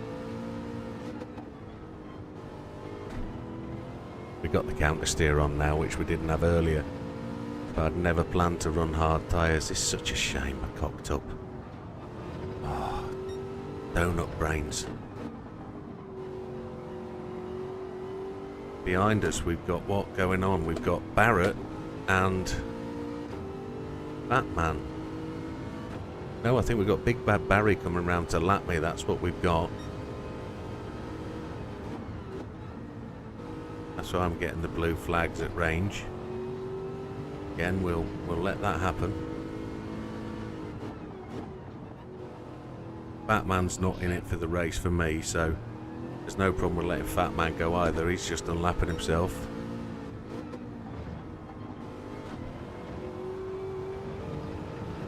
But we'll give him the room of the park when he wants it.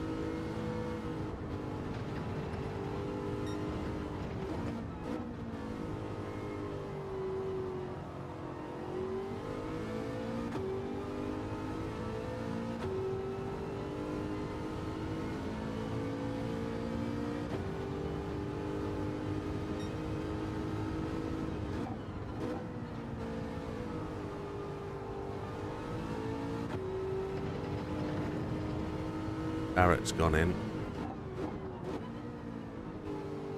My assumption is he's gone in for softs.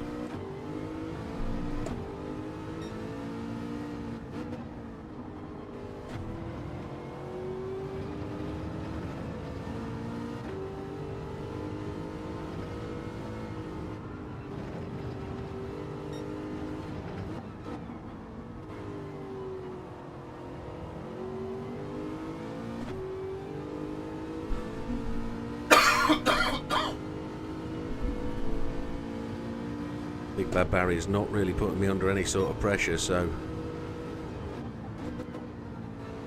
I'm not forced to make room for him just yet.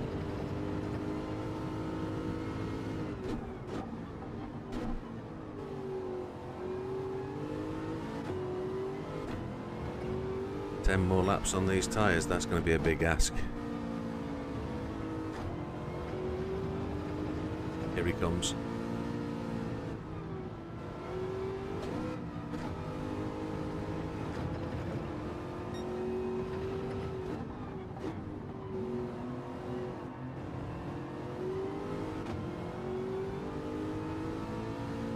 I did. I'm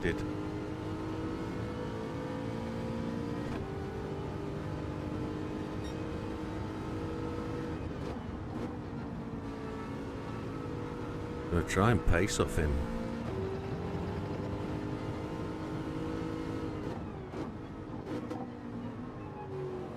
But I don't know if that's gonna work in terms of 10 seconds behind triple. The only way I'm going to gain on... Oh, Seb's gone to the pits, but he's going to be a stretch ahead, isn't he? Kind of it. Oh, he's going to go on softs, is he? With 7 minutes to go, right at the death. He's gone on softs, so that 47007 is now under risk. And he's just popped out behind triple, so he's only going to be 8 or 9 seconds ahead of me, but he's on soft, so he's going to have a good old sprint at it, isn't he?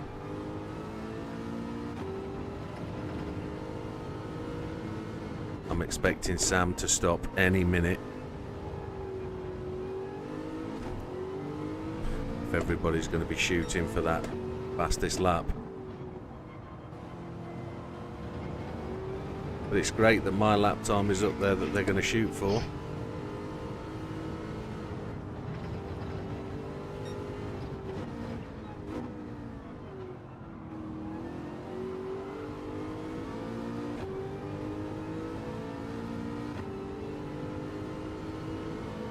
Last lap was a 50 because I backed out to let him go. They're running 48.8s. On hard is kind of okay.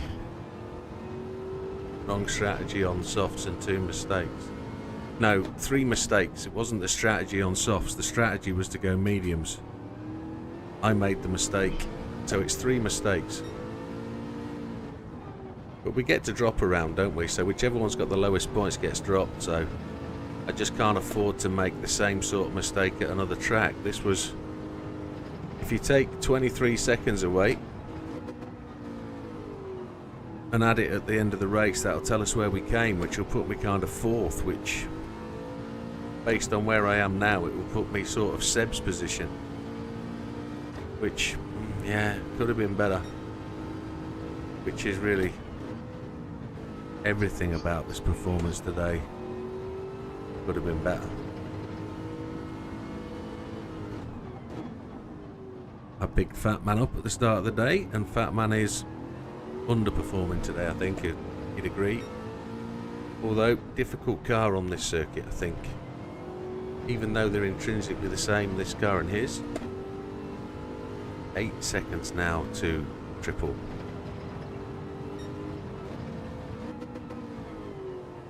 But the front left is not a happy camper.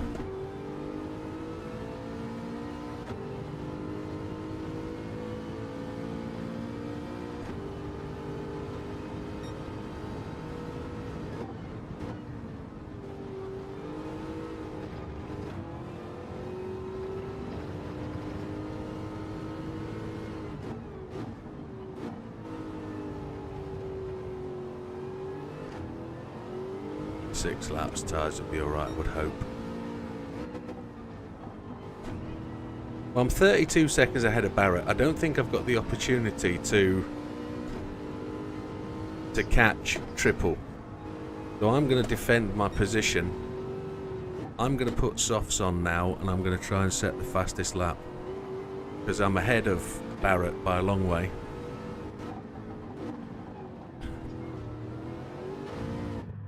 I'm going to put a set of softs on. I've got 7 laps of fuel, we're good.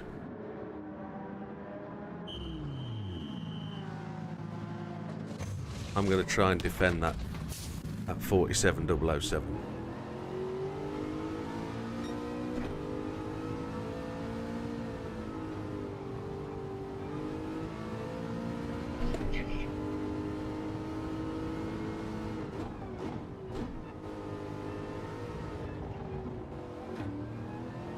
Yes, sir. 1 point for fastest lap.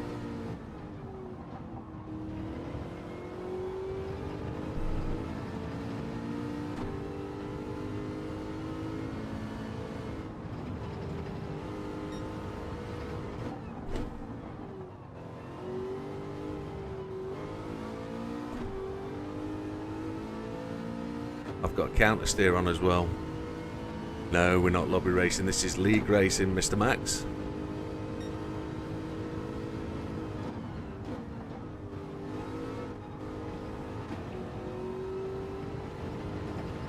League racing where we've made some boo-boos.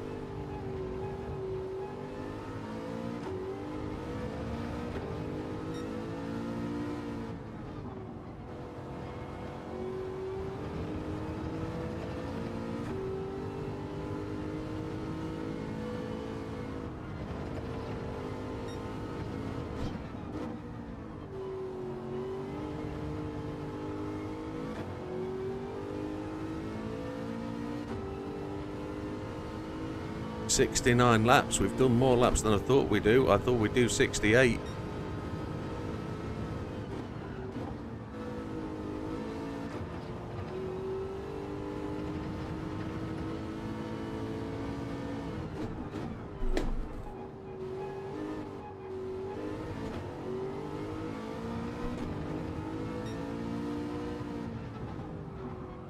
Barrett's gone for softs now.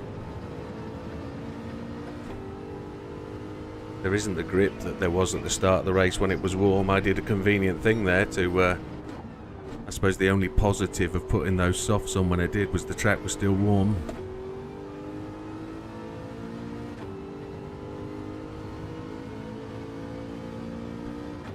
Only 2 more laps. Yeah, we were 2 tenths away then.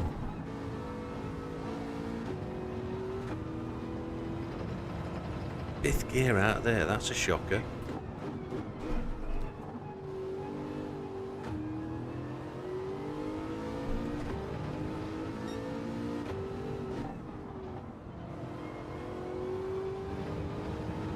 There's a big orange car ahead of us.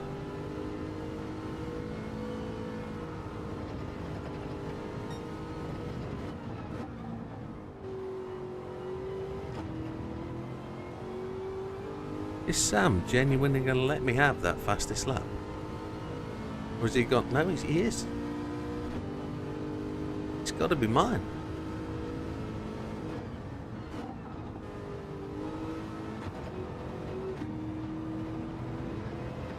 I didn't slow for that. That was naughty, really. I saw that opportunity there, and that was just all about the timing.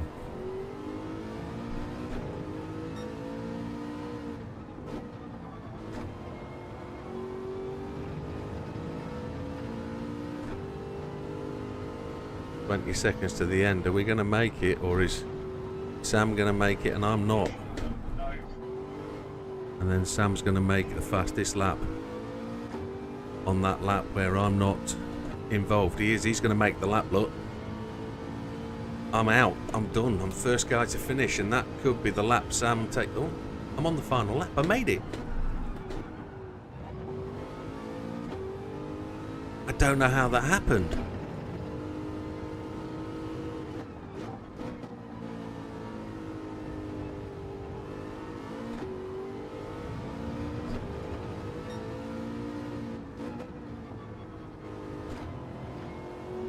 I'm 3 seconds behind triple.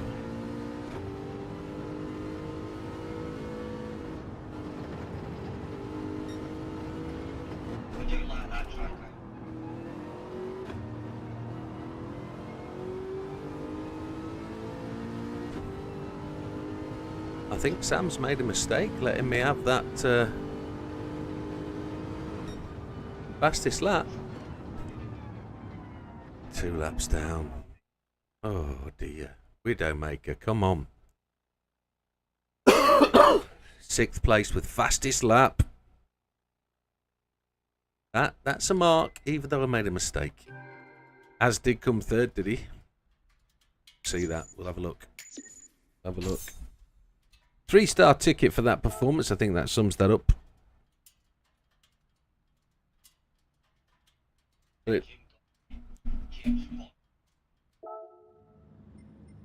Let's have a look. Let's have a look. Save the replay. Yeah, we're allowed to save the replay today. Let's have a look. So, Sam comes in first, just over the hour. What did he do? Something like 69 laps, 70 laps? Maybe 71. Fastest lap of 47.112. Big Bad Barry in second, a really good run. As in third, excellent result, 47.776. Seb, who looked like he had much more promise because of where he was earlier in the race, he was third. But he did run hards to start with, didn't he? 47.541, and there was that good battle between laps 25-30 or so with Az. Triple back.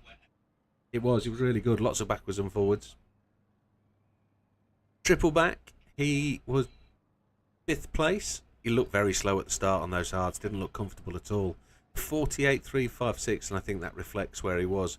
Widdowmaker in 6th with a mistake pitting for softs when he should have been on mediums, but it gave him the bonus to take the fastest lap of 47.007.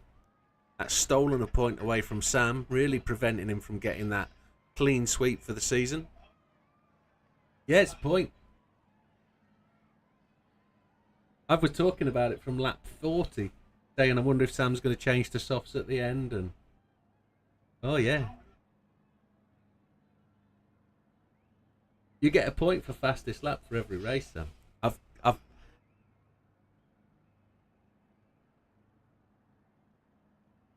Yeah, it's probably the worst thing about that is it's probably going to be my drop race as well. Barrett 3 laps down with a 47.246, which probably puts him at the 3rd fastest lap, which is decent. Again, he looked to be so much more than the 7th place. Fat Man, unfortunately, 4 laps down with a 48.3. And Mikey battling away, trying to do his best to keep out the way of people. 6 laps down with a 48.85. That was a horrible race for me, but a good race in one respect or two. I coughed and died a few times. But it was pretty decent, pretty decent. Thank you, Dorian, for the assistance. Appreciated, my friend. Where are we off to? Thursday? Friday?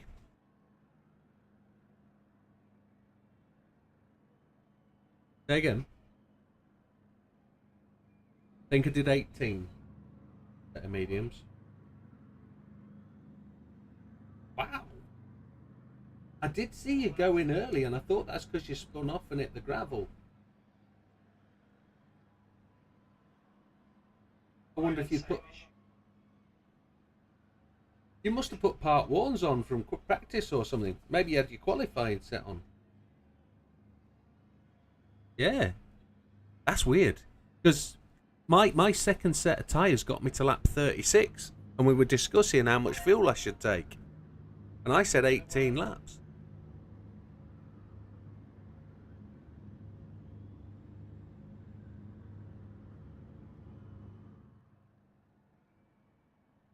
Yeah. Yeah. Right. Yeah, great race, guys.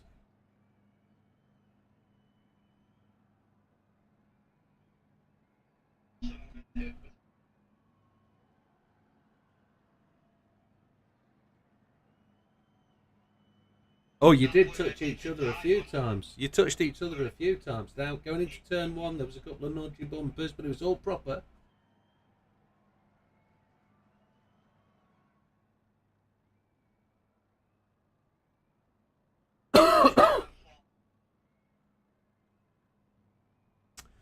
So this Friday, we're going to Deep Forest.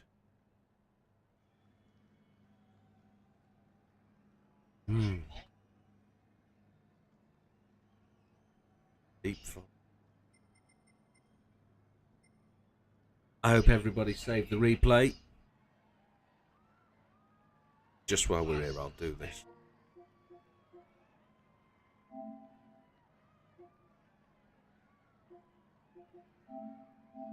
Bit of admin, I apologize.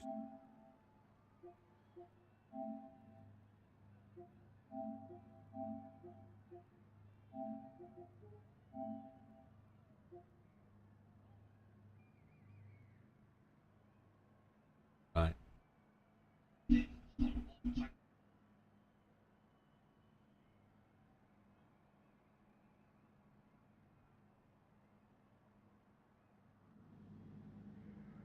Right. See, that was... See, I never even considered hards as a strategy at all. I was mediums all the way. 3 stops, don't refuel the first stop, and then you take 18, 18, 18. But then I pressed softs on the second stop, screwed it right up.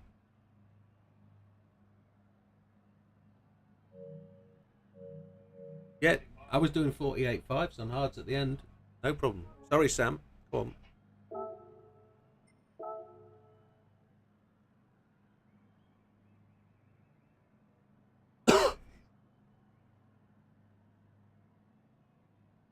Is that right?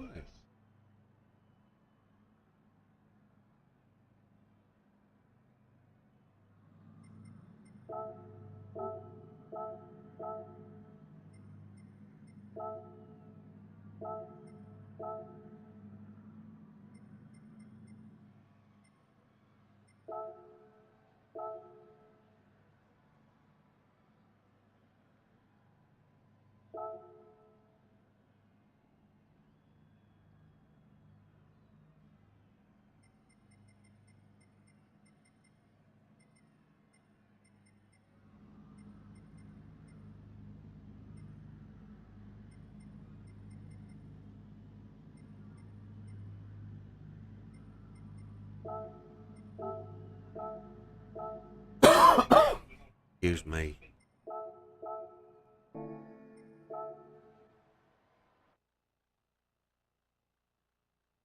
Right. Interesting. From maybe a choice for next season then.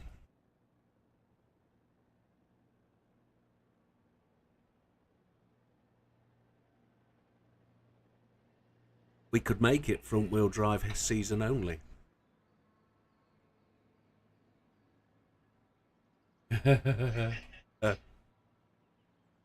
Oh.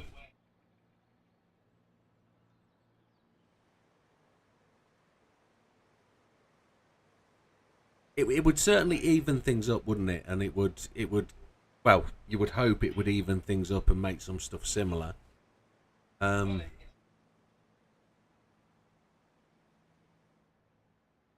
Yes, yes, and it's worth a consideration. But what I would do is I'm going to do for next season, I'm adding damage. So We're going to add damage and try and encourage some less contact. I'm going to go full heavy. So enjoy your flight, Dorian. It puts us all at the same risk then, doesn't it? If you crash, you've got to pit, effectively. Yeah.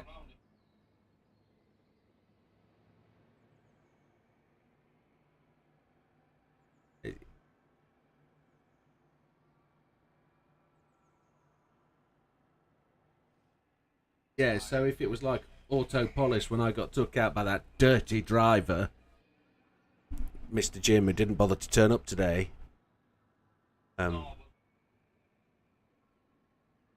you'd have had damage as well, wouldn't you? Because you clipped him.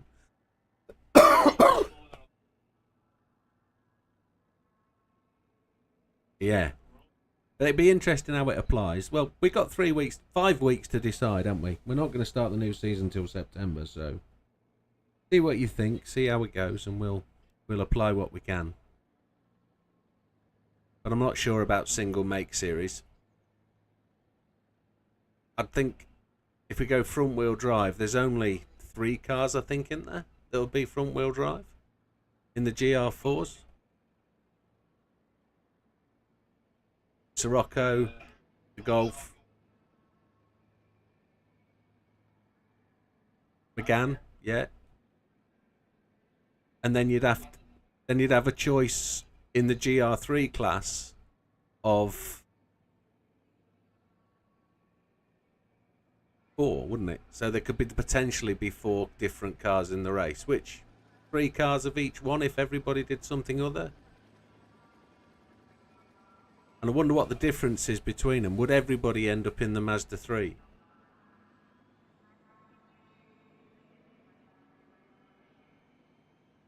Yeah.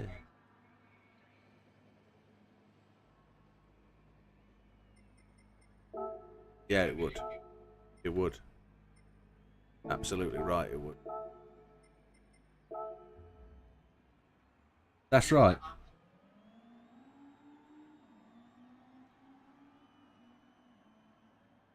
Yeah. Yeah.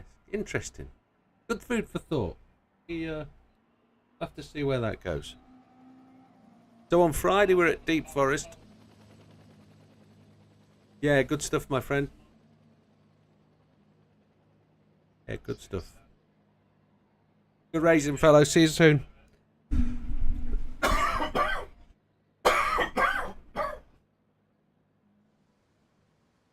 Somebody shoot me.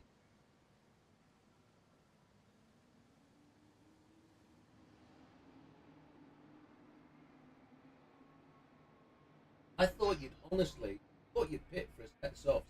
Thought you would. You had loads.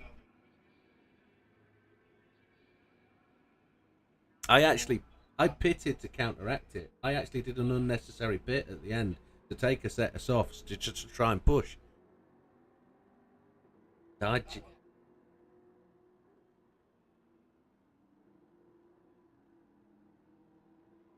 I was 0. Well, I wasn't 0 fuel. I was 18 laps of fuel. It was my first lap out the pits.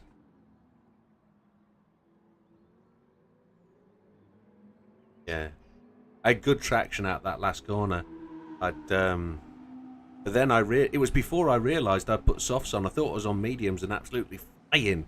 Then I looked at my tyre wear and thought, what the hell's going on here? And I thought, no, I'm on softs. Shit, I'm on softs. Thought, what have I done? Then my brain had to start going towards, oh hell, how the hell am I going to get through to the end of the lap? If I stop now to mediums, I'm never going to make it. I've got to go hards. And I had to choose hards to try and get, what was it, 26 laps I needed to. I had 26 minutes to go. I was thinking 33 laps. Better hards, 33 laps. Why didn't I do a 1-stop? But yeah, that was it. That's where we got to.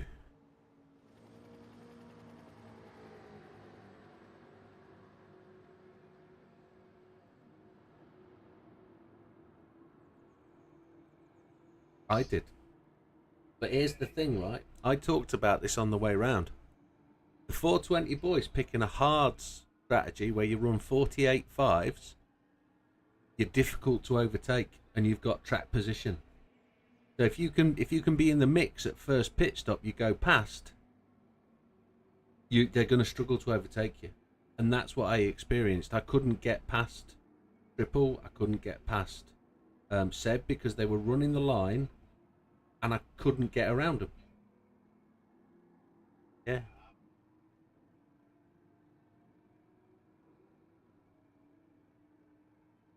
I saw you. Yeah. Yeah.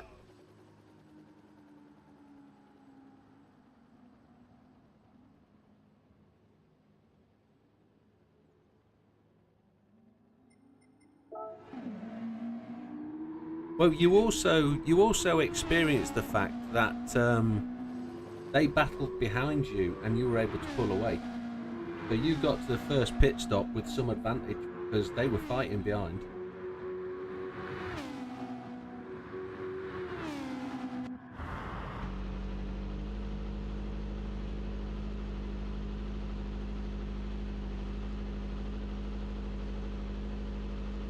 Yeah.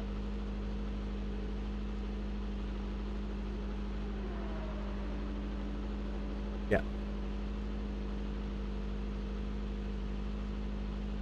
It was a 12-second pit stop instead of 23. That was it. That's right, that's what I did, yeah. That was the only pit stop I got right. Which is a shame. And that was... it didn't turn out too bad, but the point situation was grumbly rough. So...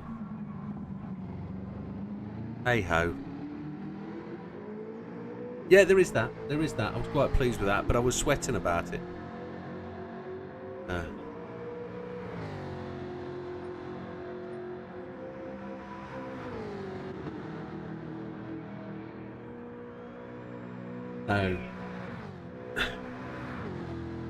Oh, you'd seen that, had you?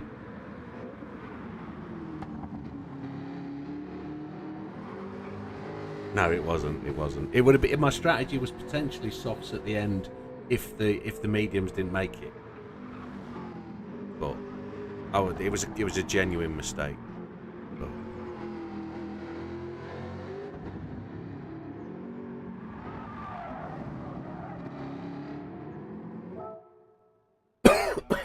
Yeah. I couldn't get the tyres to go 20 minutes. Couldn't get them. Mediums.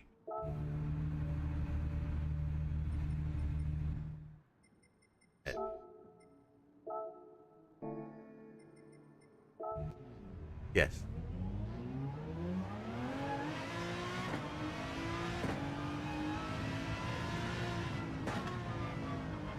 Yeah.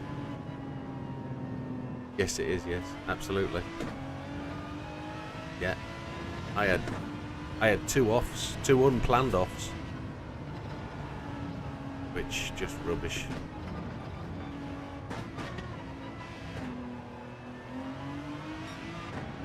No issue. What up? No issue at all, pal. I saw you. I planned it. I saw where you were coming from. There were no yellows being waved. I didn't back off at all. I just kept my foot flat. Aim for the smoke coal, I think is the expression.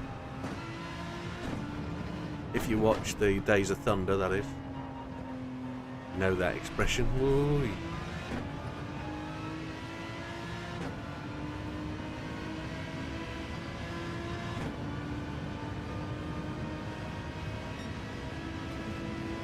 Yeah, that's a consideration as well, isn't it? Do we tighten up on the fuel?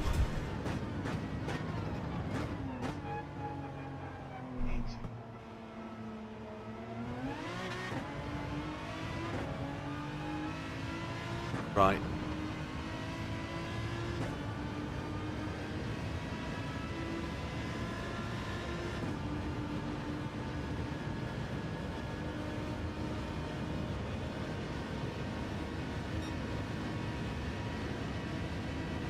Yeah.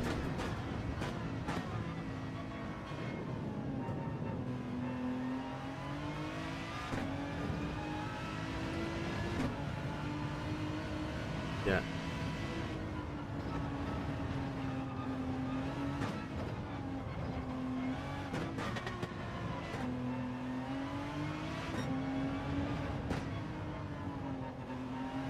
Right.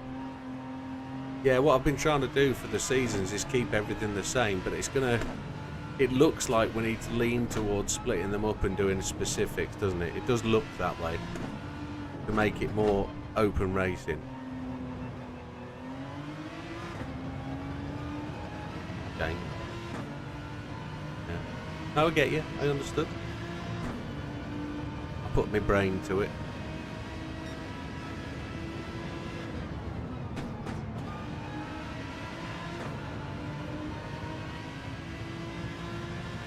Yeah.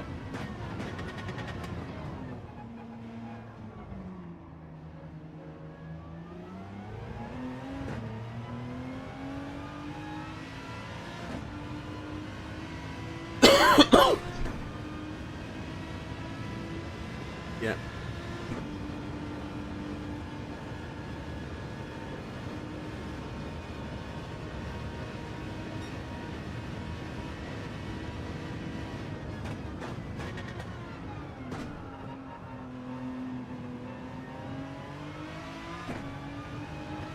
Yeah. And then fuel at the pit stop.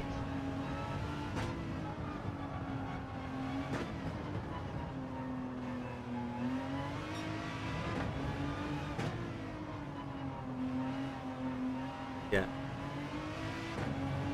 Understood. Well, if we can try and introduce some of that to the racing, that might be good. Give people opportunities, give people a bit of a opportunity to win it outside of the pits, if you see what I mean.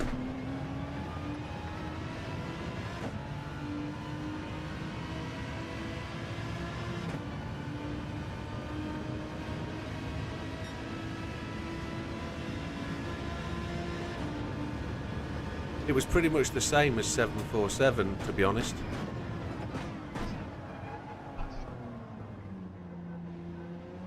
No, you didn't have to stop. You could run hards and you could run mediums. No, you could run hards and no stop it, or you could stop for mediums. No, I didn't allow softs.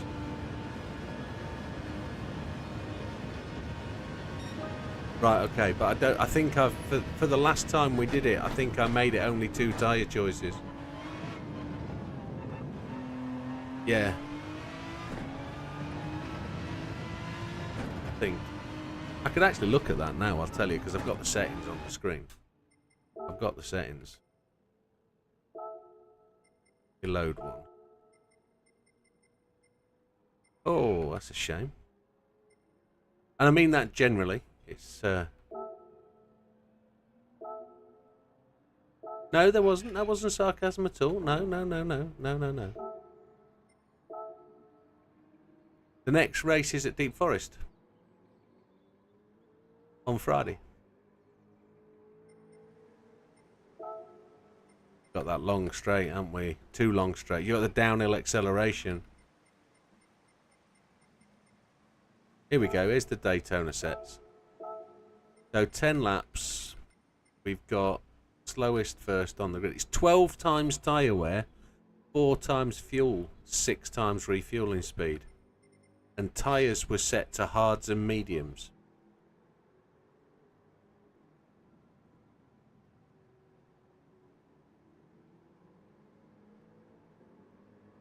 Yeah, JB was exploiting that big time, wasn't he? JB was in the Jaguar, and he was able to win it on medium, on hards. He was doing well. Yeah. Might well have. But yeah, that's something we'll do in the off season for sure. We'll have some races there, definitely. And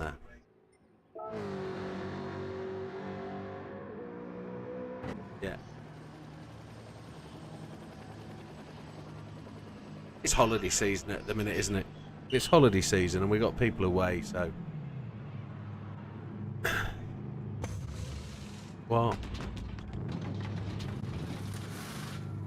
Yeah.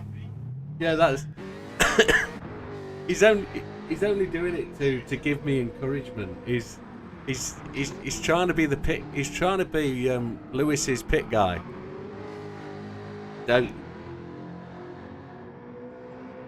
Yeah. He hasn't said that. He hasn't.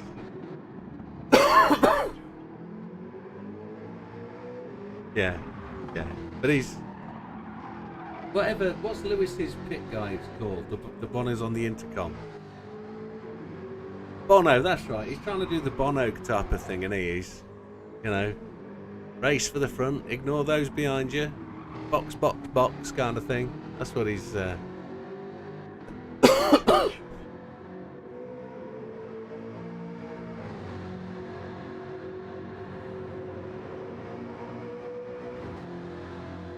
But that was the good thing for me behind you watching it, because I was thinking this is going to end up in calamity here. They're both going off. This is bonus for me. I just have to sit behind and watch it. And then...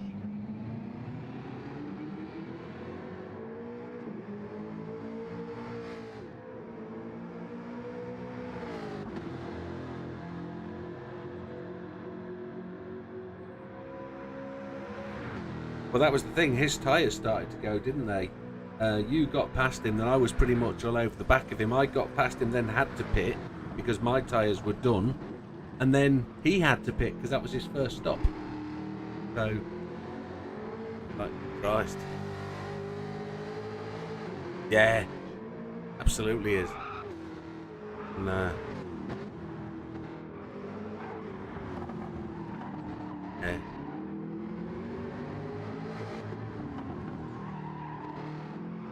Yeah, he came past me like I was standing still. I don't think so.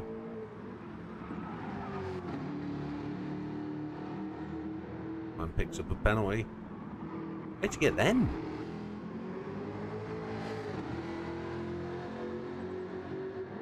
Oh, okay. Yeah. On the left. Yeah, it's rubbish that. Yeah. Because you put all 4 tyres inside the white line, that's what it is. Grimbles. Yeah, you can't, can you? It doesn't show you that.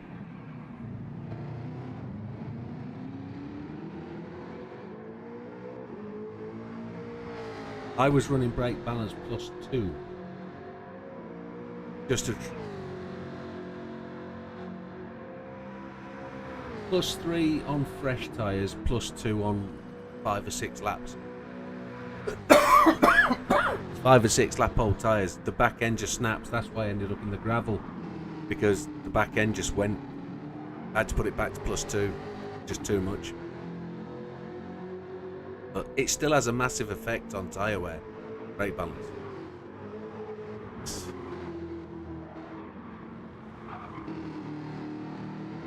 Yeah. But it does help rotate the car. That one thing you said to me a couple of months ago. Put the brake balance to the rear on certain cars. It does help the car turn, and you can get it through the corner quicker. Yeah. Agreed.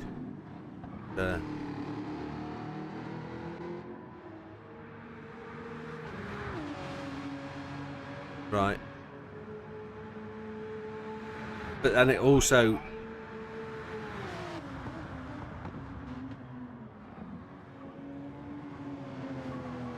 Yeah, because you can either rotate it earlier or rotate it later. Pick up the acceleration point earlier, can't you, if you rotate it early?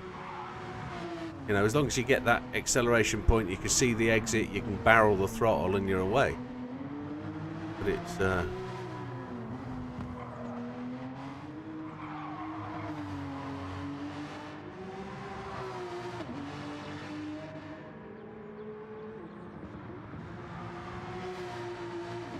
Yeah. I found the trail braking on nicer. My mods are en route. The brake kit and the RAM, they're with UPS, so I should be getting their delivery Thursday. The thing you've put on your throttle, the dampener, yeah. So they should be with me Thursday. So.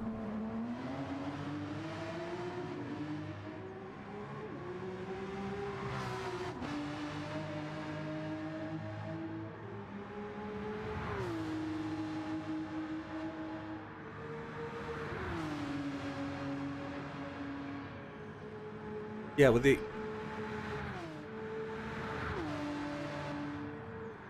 Well, believe it or not, the Fanatec website says to use it only on the brake pedal.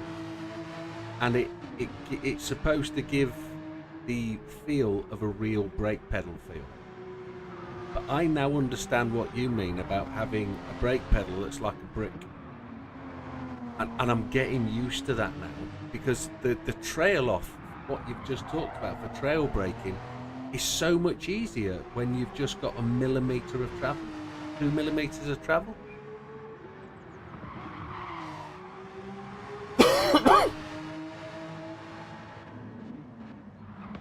Yeah.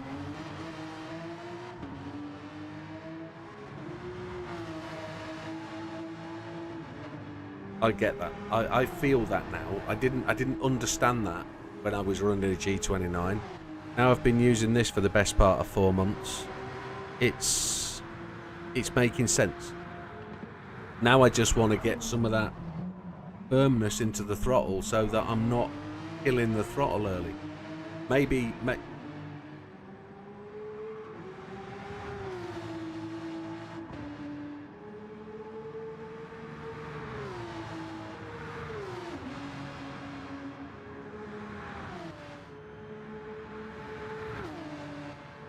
well, here's what I'm planning to do. I'm planning to make the first 50% not difficult to push, but with resistance. And I plan to make the second 50 on the accelerator, and to make this so I know I've got a notable point of 50%, so I don't have to look down at the gauge.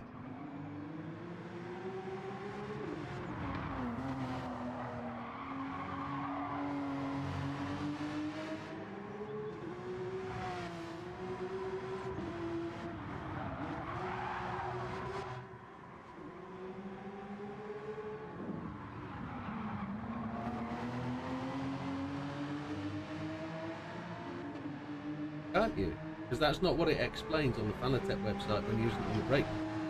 It gives a realistic feel to a brake pedal, a 2-stage transition. It's because it's combined with the foam, so okay. Right.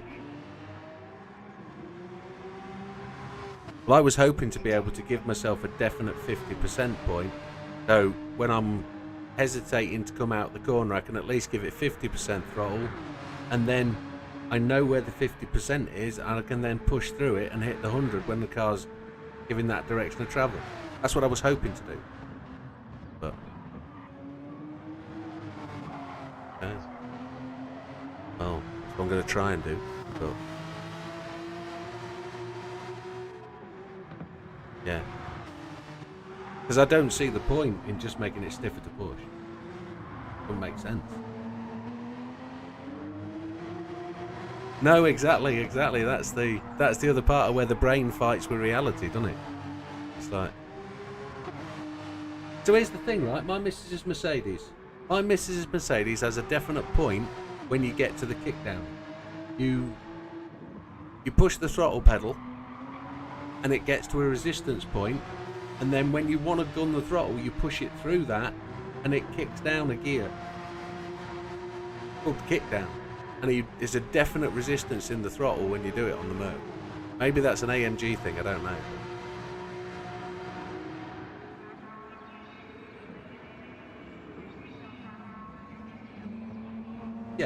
Yeah. Yeah, if I could emulate that, that would be cool. But I don't know how I would. Yeah, exactly. Maybe I need to take the piston thing off the brake pedal and put it on the throttle. Or get another one. Make it the soft feel. But yeah, they're the next mods. They're coming Thursday. Which should be quite cool. Should be good. So, yeah. Yeah. Well, it's the first step to removing the help aids anyway. So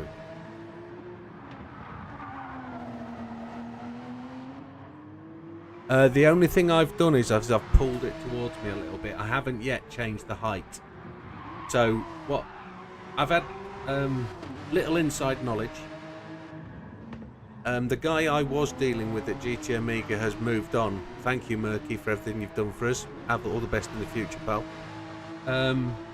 I've signed an NDA with GT7 now for new products, and one of the new products, whatever that's going to be, is going to be sent to me, and I'm going to be able to test it. That new product is going to mean I have to change the seating position. So it's going to mean pedal moves. So I'm going to leave the wheel where it is, but I'm going to move my feet and my seat to accommodate the new product, and I'm going to end up moving towards the screens. So if anything, I'm going to lift the wheel a little bit and then probably drop the monitors 3 inches.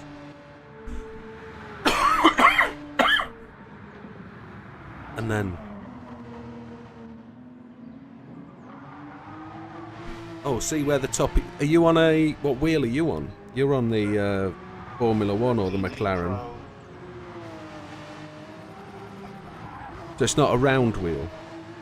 No.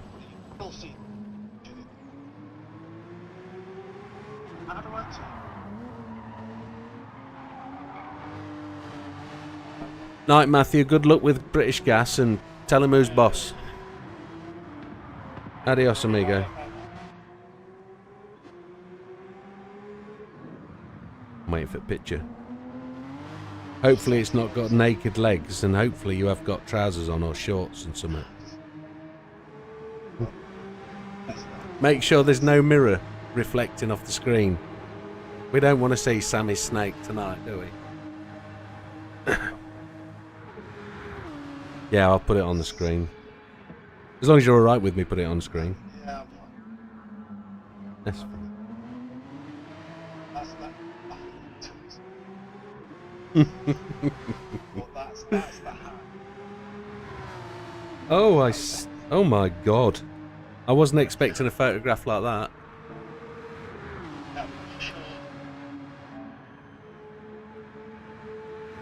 I wasn't expecting a profile picture, I was expecting one of the...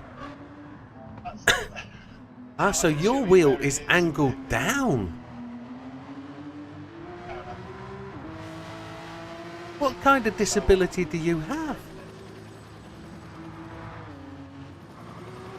Christ alive. Wow.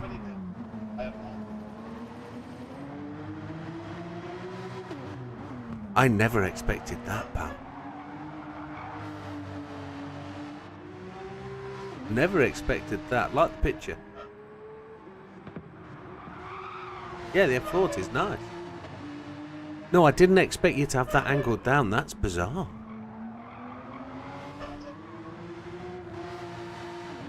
And that's an interesting mounting system as well, isn't it? That.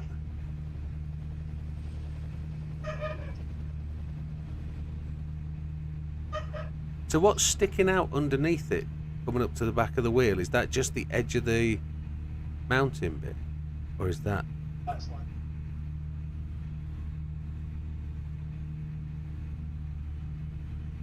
I've been looking for a... hey, Wilkie. I've been looking for a shaft extension, excuse the phrase. Something that would allow me to bring the wheel closer to me without moving the rig, but...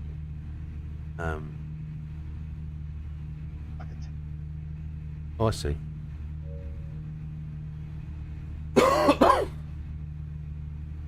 Oh, so it's not affecting your rotation of the wheel. That's all right. Oh, I see. Yes. Yeah, that works. Yeah, that's cool. And it sits a bit further back, didn't it? I was on a before you came. I was on a 43-inch Sony Bravia, which was absolutely epic. It was huge, but it was just way too close. It needed to be another 8 inches back, and I couldn't make it go any further back. Oh, I just...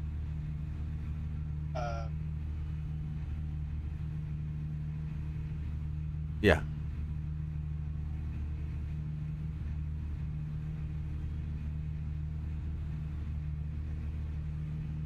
Yeah. You haven't got distractions in that view, have you? You're all focused on the race with that. That's good. Yeah, he has 80 spinach, Annie Wilkes, yeah. Definitely. Them arms is huge.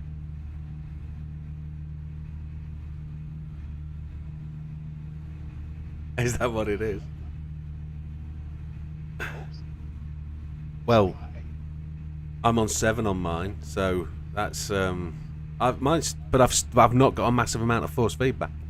So maybe tomorrow morning's update is going to affect that, and we're going to be all doing setups again.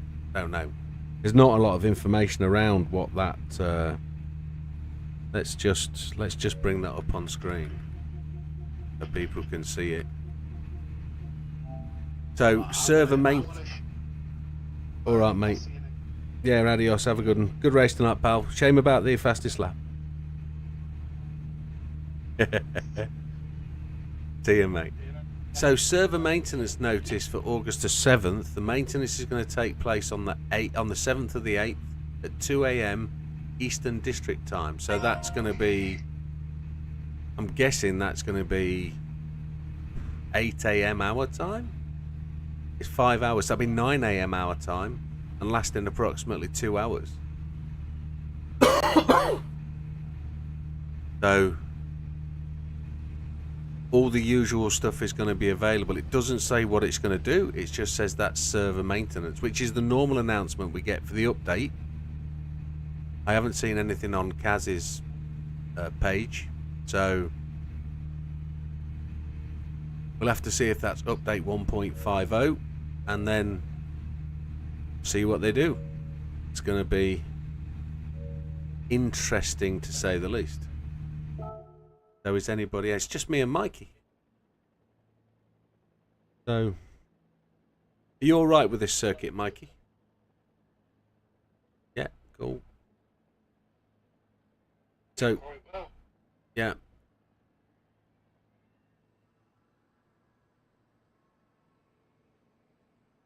I didn't push it any distance. I got penalties on my out lap and then didn't push. Shame.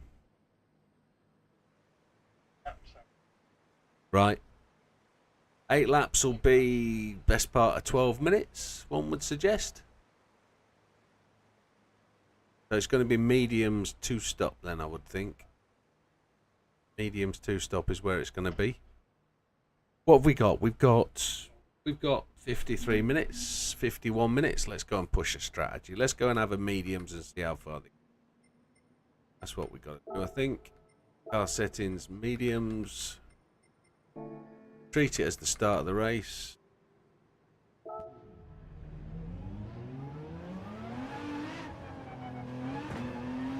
And we'll see where they go.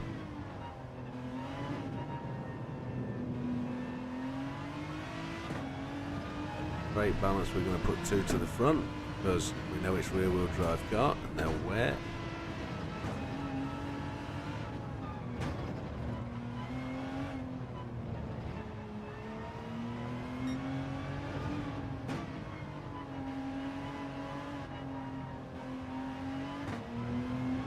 So what I've been doing every night after I've finished streaming or making videos at midnight is I've been going down into the lounge and playing on the VR headset on my Oculus. And I've been trying to get games to work to streaming from my Oculus onto my laptop. So today I've managed to get a camera set up so that I can record myself into the bottom image of the corner if I'm doing VR games.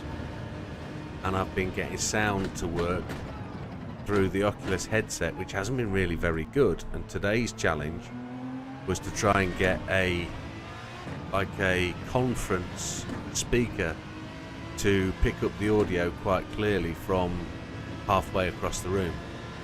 So I've borrowed a conference speaker from an old workplace and managed to get that set up today and managing to get it to stream to the laptop, but at 60 FPS it's a bit rubbish, a bit jolty. So tonight I'm going to try it with a cable rather than Wi-Fi, see if I can get a better transition of data, and if if that works all right, at the weekend I'm going to do my first videos using the Oculus and some VR games.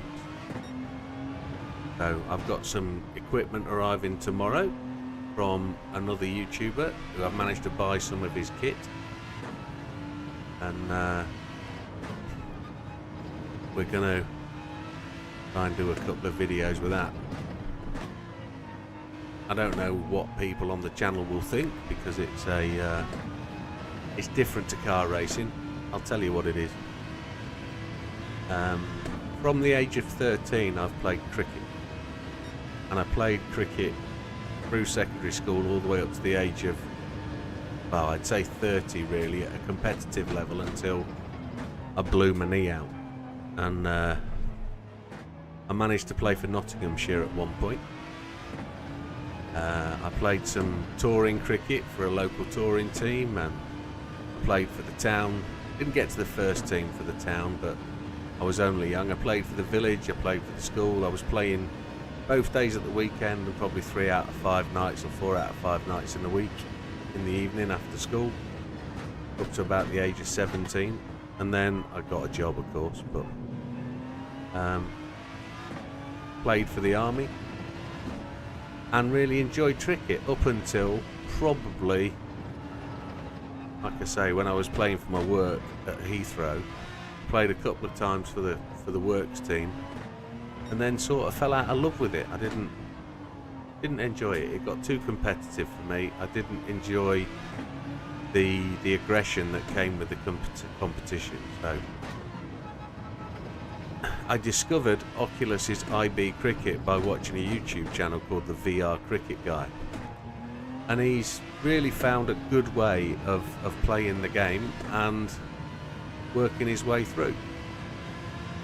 So I'm not going to jump on his bandwagon. I'm not going to steal his process, but I'm going to try and put my own twist on it, and try and bring my experience to the game, and try and demonstrate just how good a game it is compared to real cricket. Now I know people will think, cricket, what a boring game, but you know, it's one of Britain's sports, and there's some appeal for it. I think we'll just have to see how it goes, like every other game. If I do 3 or 4 videos and nobody wants to watch, then that's what it is, and it'll go to the back burner. But we'll have the VR system set up, and we can go and do other games on VR, can't we? So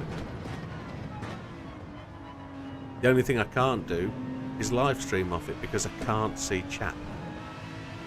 So be prepared. There will never be a live stream on VR, because there doesn't seem to be any point. I can't involve myself with you guys, and I can't, you know, can't give you any involvement other than watching me get frustrated, getting bowled first ball every time by fast left arm round the wicket, or a fast left arm over that just skittles me through my legs every time.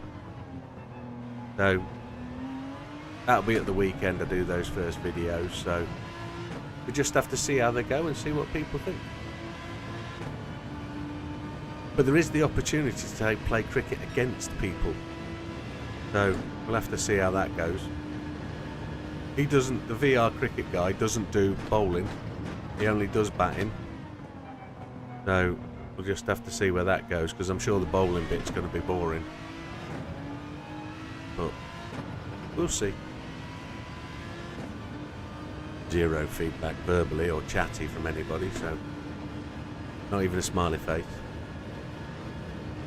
So Mikey's faster lap than me by 0.816. No, he's not. What are you on? Hards? You're on softs. I've just gone faster than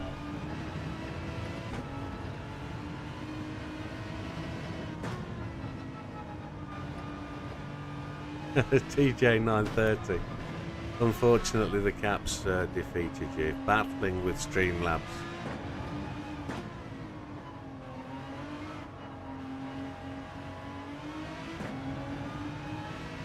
Yeah, I've just gone slightly ahead. But welcome to the stream, TJ.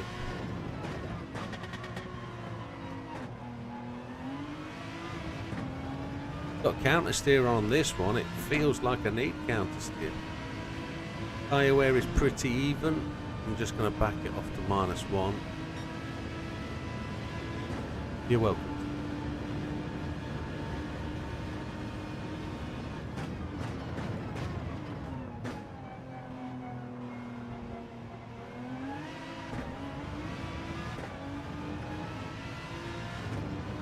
See if we can, what kind of lappage we think we can get out of mediums. So if we're running 130s or 128s, Fat Man did a 127.7. Holy Chipotle. That'll be on softs though, won't it?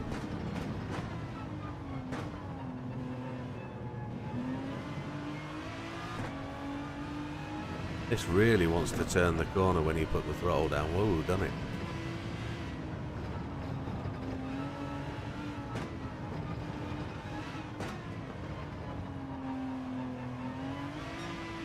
I worked from home today to go to the doctor's with the missus.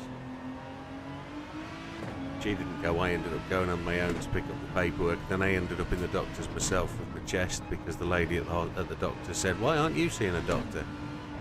I don't think I need to. And she's like, "I think you do." And then told to go and fight it off. No point giving antibiotics or anything because not worth it. But then I got some stuff on my hands, which is... But back to the office tomorrow, back to the grind. Not a grind actually, it's a really good job, I'm enjoying it. But it takes a long time. It's 10 hours out the day. And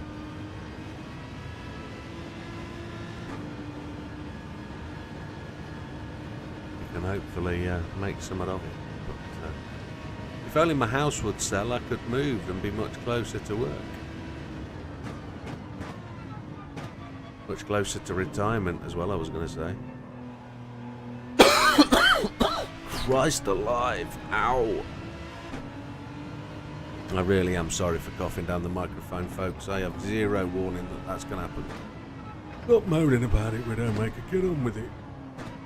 Okay. Really losing grip at the 50% point now, and a penalty.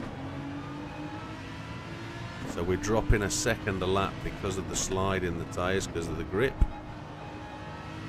And we've done, what, 6 laps on the mediums. It looks like we're going to get 12 or 13, so that's going to be pretty close to the 20 minutes, isn't it?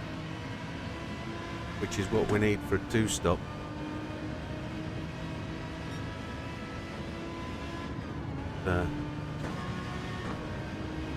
Midnight tonight I'm going to go downstairs and have a couple of hours on the old cricket, try and see if I can find a way of being any better, because I've been getting out for less than 100. I think my highest score is 106 for the whole team. Is pretty rubbish, to be honest. My highest score's 54 with one player. That was Ian Both.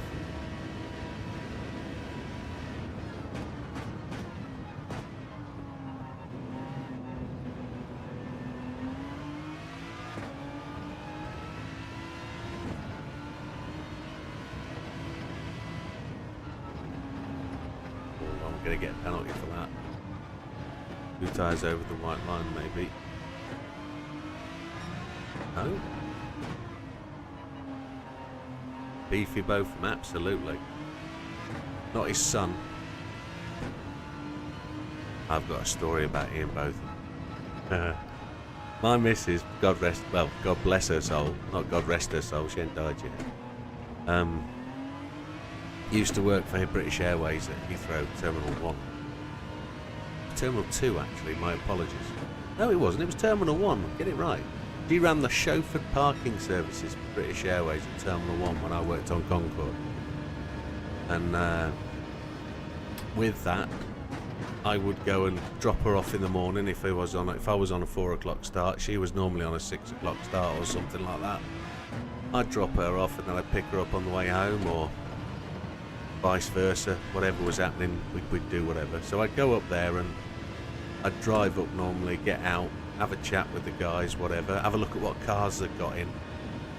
And I think if Az was around, I don't know if Az is still on. I don't think he is, I think he's gone. There was a DJ called Seb Fontaine back in the early 2000s, and he had a R33 Skyline in a midnight purple. And he said one day, I don't really want to leave it here, but there's no real options. Would you mind taking it home and putting it on your driveway? It's like, yeah, I'll do that. Jill, are you alright taking the 205 home on your own? She's like, yeah, I'll do that. So occasionally we'd keep some really nice cars on our driveway, and he'd still pay the fare to the company. He just didn't want the car leaving in a car parking space. So that was quite a cool thing we used to do. But she also used to have her own little thing with various people that used to come for the parking service. So Ian Botham was one of them. He would come in the morning, he'd drop his car off to her, give her the keys, and he'd fly off to somewhere like, I don't know, Manchester for the day to go and commentate on cricket or whatever, or up to Leeds, Bradford.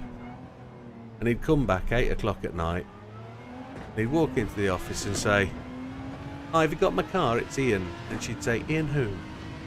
And she'd do it absolutely every time. And he'd look at her, tilt his head to one side and go, "Ian Botham." And she'd go, "Oh yes, that's you, sorry, didn't recognise you." And it every time, and I'd be sat in the corner going, "That's Ian Botham, you can't do that to Ian Botham." And she's like, I do it to him every time. Every time. And it's like, yeah. And he used to come in and just smile, look at me in the corner and tut and go,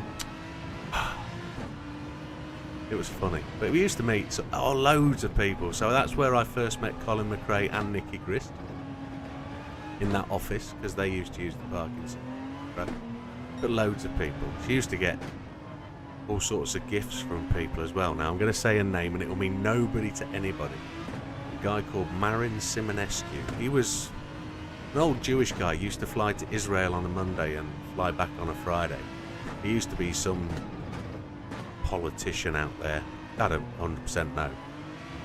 But he came in on a Monday morning when I dropped her off, and he was there early, and he was waiting for us when we came in, because my missus had come in and unlocked the office.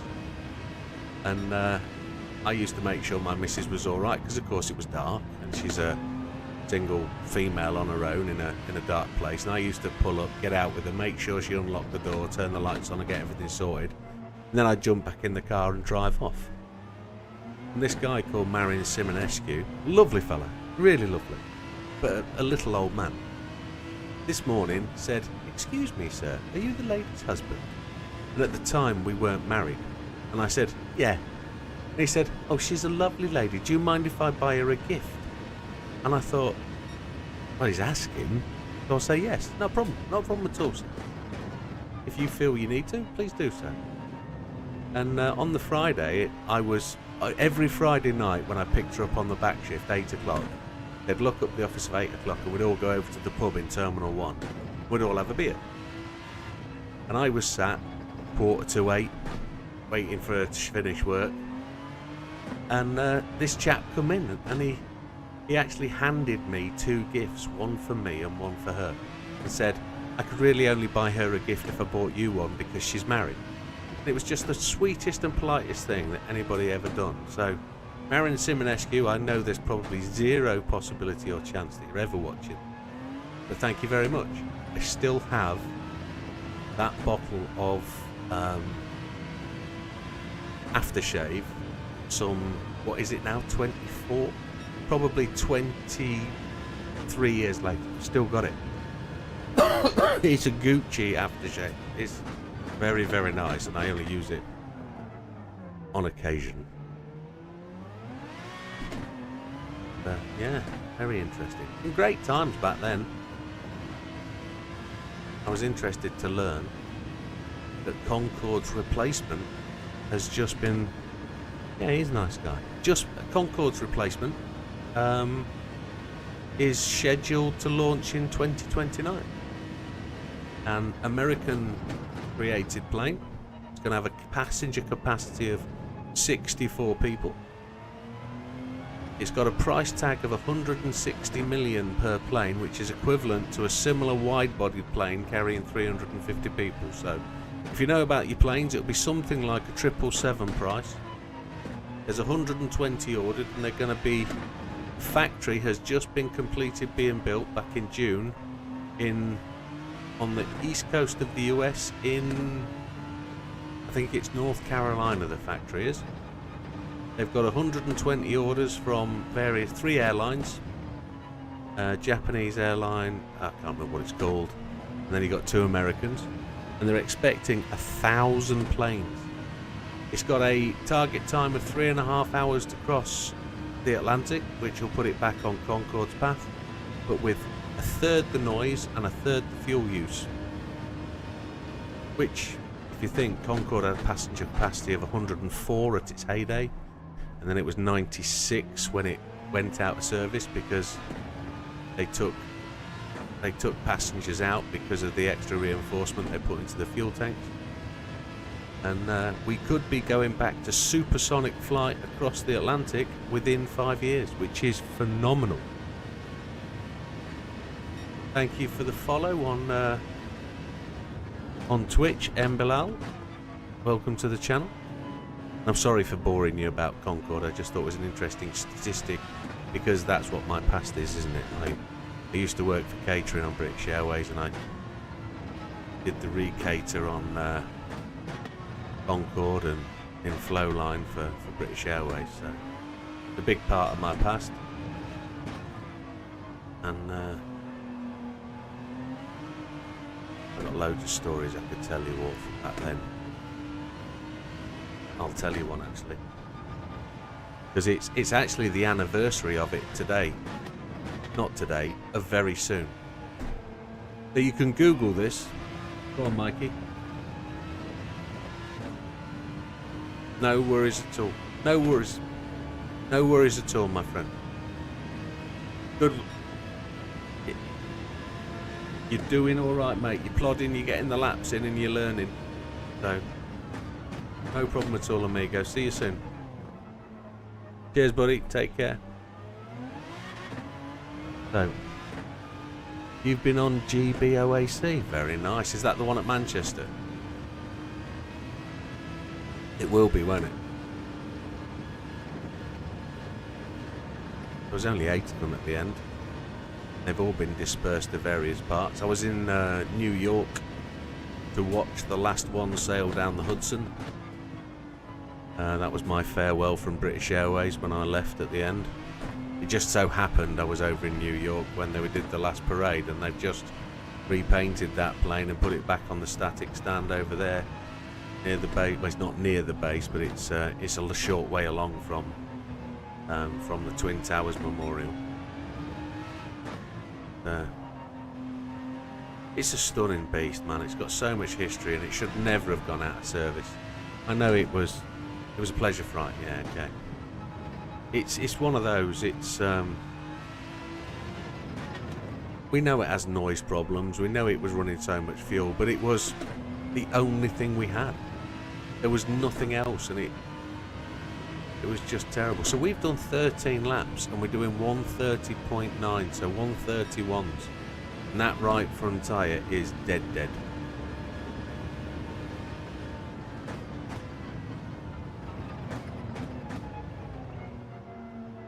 I was going to tell you a story for the last 20 minutes of the stream. So if we take ourselves back to 2001, and you can Google this if you want to. There was a robbery one day on Heathrow Airport. A South African plane was robbed. The security vehicle that went to it that offloaded the bullion and the coup grands and foreign exchange money from the South African flight was picked up by a security van with 2 people driving it. That security van was accosted before it left site. 2 drivers were treated quite badly, one would say, and the vehicle was supposedly driven off site and money transferred to a car and stored in a house in Southall, just a little way from Heathrow Airport. So now you know what happened. Let me take you back 24 hours. Well, 24 hours. Let me take you back 12 hours. It's 4 o'clock in the morning. I'm going to work. I'm in charge of stores at the catering building. So goods inwards and supply of food to the production departments. That's what I was in charge of. I was what, 26, 25, 26? Yeah, probably was 25, 26. And I was a supervisor. Concorde had just finished service. It wasn't going to fly anymore. I was in the stores department. 4 o'clock in the morning. I arrive into work, and as usual, it's 4 o'clock, man. I'm half asleep. I'm not really doing anything programmed. It's all in the back of my brain. I'm just plodding along. I'm supposed to have a shift of 6 guys with me. And I walk in, it's 10 to 4, there's nobody here, and I think, oh, they'll be here in a minute. I jump on a forklift. I open the back doors. I drive the forklift out of the building, park it up outside. It's 4:05 and I've got a line of truck drivers. Nobody's about. I'm thinking, I best get on the truck then. I best start unloading this. The guys will be here in a minute. They've probably, you know, bit of a hold up on the way. There's 6 of them. They're all coming. They'll be in 2 cars. There's no drama. Start plodding away, working away. Unload the first 4 vehicles. Putting it all away, running it upstairs to the chillers, and 2 guys turn up about 5:45, and they've said, "Have the guys not rang you?" And I said, "No, nobody has. What's up?" And they said, "Oh, we broke down. We had a problem at the traffic lights. Car in front of us broke down. I then started the ignition, and the battery went flat. We couldn't go anywhere. We were stuck at traffic lights for 2 hours waiting for the AA man." Oh, right, okay. What's happened to the other guys then? So, well, we phoned them to phone you because we couldn't phone here. You were obviously out on the fork truck or something. You weren't answering the phone. I said, "No, I've been blooming busy. I've done 13 trucks now." And they said, "Well, we'll get on with that. You go and sit in the office and do the paperwork." I'm like, okay. About 11 o'clock, an hour before we finish, 4 guys roll up saying, "Oh, no, we had a puncture. And then we couldn't get the wheel off. And we had to wait for the AA man. But then when the AA man turned up, there was all sorts of drama. We couldn't do out." And I'm thinking, all a bit of a piss take. But I said, "Well, boys, you can do your hours, can't you? Because I've done more than mine. I've done your job, my job, and everybody else's job. And I'm going to go home. I'm going to have a sleep because I bloody need it." Go off 5 potholes. Not thinking anything more of it. I trust the guys. I play cricket with them. I work with them. We're good mates. I've been to weddings with them. I've been to their, I'm going to say christening of their kids, but it's completely wrong because they are of British Asian origin, and they're Muslims and Sikhs and Hindus. So there's no, it's not christening, it's the equivalent, and I forget what it is. But I've been to the blessing of their children's, etc. And with one of the guys, he used to come round to my house, and we used to, you know, play on the PlayStation of the time, and it wasn't a PlayStation, it was Sega Mega Drive. It was PlayStation as well. We were playing Mortal Kombat, and he's been round, and we've had a good laugh. We were all quite familiar. So anyway, a week later, I go into work to be greeted by 4 police officers and a set of cuffs, and cautioned and arrested and taken to the local police station. I was given a solicitor. I had absolutely no idea what was going on, other than being charged. Well, not charged. I was being arrested under the Prevention of Terrorism Act, and for robbery and for intention to cause harm. And I'm sat there going, what the living chuff's going on? And they start answering the questions. Where were you this day? I can't remember. What day was it? Last week? I was at work. And what were you doing? I said, well, I was unloading trucks, doing paperwork. Is there anybody that can witness that? And I'm like, no, because nobody turned up to work. It was just me. You can ask my employer. I was the only clock records until 11 o'clock, until I think it was 9:30, and then 11 o'clock when the rest of the guys came in. And they said, oh, so you were here all the time? I said, yeah, it'll be on CCTV. You can see my name and the signature against all the paperwork for all the trucks that I unloaded. All the sandwiches and vegetables and salad and all that lot. And they then explained what had happened. Billy Sidhu, who was one of the guys that worked for me, had a brother who was a security guard in the security van. And they'd arranged it with Billy that the security van would be driven to a place and robbed by those guys outside of it. Of course, it would be a setup. They would have to make it look like a robbery, so they were going to clip Billy on the back of the head, but they didn't count on the fact the other guy would fight him.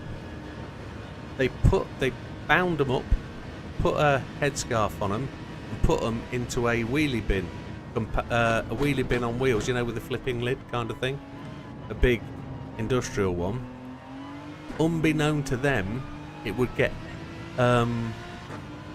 emptied that morning and tipped into the back of the compactor vehicle, which at the end of the day didn't do one of the guys too much. They managed to get discovered before they got crushed, but I think he was injured falling from the bin into the back of the vehicle. But anyway, the interesting thing, and I appreciate you're probably bored to death, but it's a great way to get through the last half hour of the stream, is it was the first robbery that was solved by the use of a Hindu, I think it was Hindu, lip reader in a restaurant stroke pub stroke bar in Southall, where the police were sat across the road lip reading the conversation that was going on. Where, and I won't use his full name, but Minnie, the guy that was the ringleader and the one that's been put away for most years,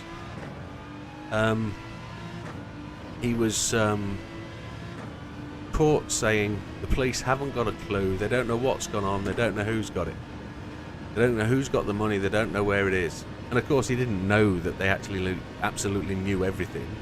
He didn't know and realise that they'd tracked them on TV and CCTV. They knew where the van was, they watched them do the setting up, they watched them put the guys into the wheelie bin. They knew the wheelie bin was doing what it was doing, because that's what the whole point of CCTV was. And if Scampy was on, I know Scampy would say, yeah, everything's recorded and you can go back through it and trace it, etc.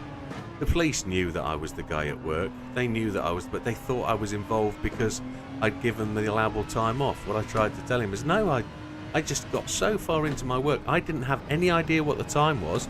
I was just working. I was doing what any guy would do when his guys don't turn in. I'm not the kind of manager that picks up the phone and sits there and go, well, I can't unload the trucks because the guys aren't here. I did it. I did the work of 6 guys that day. So, and there you have it. That was that day. So I actually Googled that to see when it was the other day. I've got no headlights. It's so dark. And I don't believe it was that long ago. It was 2002, I think it was, if you Google it. And they got 5 years each for that. They took the money and buried some of it in a field near Norwich. Your very first flight was on an Orion Airways Boeing 737-200. That would have been a short range one as well, because the 200 never had the upturned wing ends, did it? 300 was the first one that had that. Good job you went on a 737 back in the day, because the new ones with this fly-by-wire stuff are rubbish. But Orion Airways, they don't exist anymore, do they? That was time ago. Whoa, Chihuahua. Right, going to Ibiza. Oh, I'm going to Ibiza. Yeah. Back to the palm trees. No, it's going to Barbados, wasn't it? No, not Ibiza.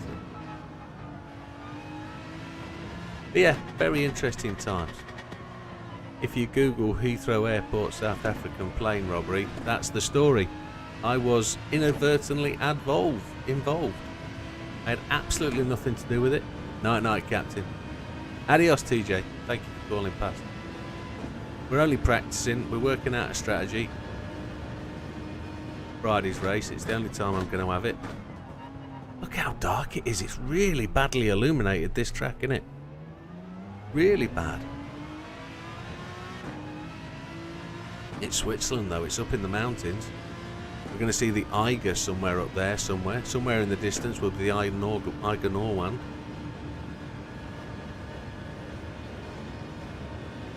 Tyres look to be alright. What we're like on fuel.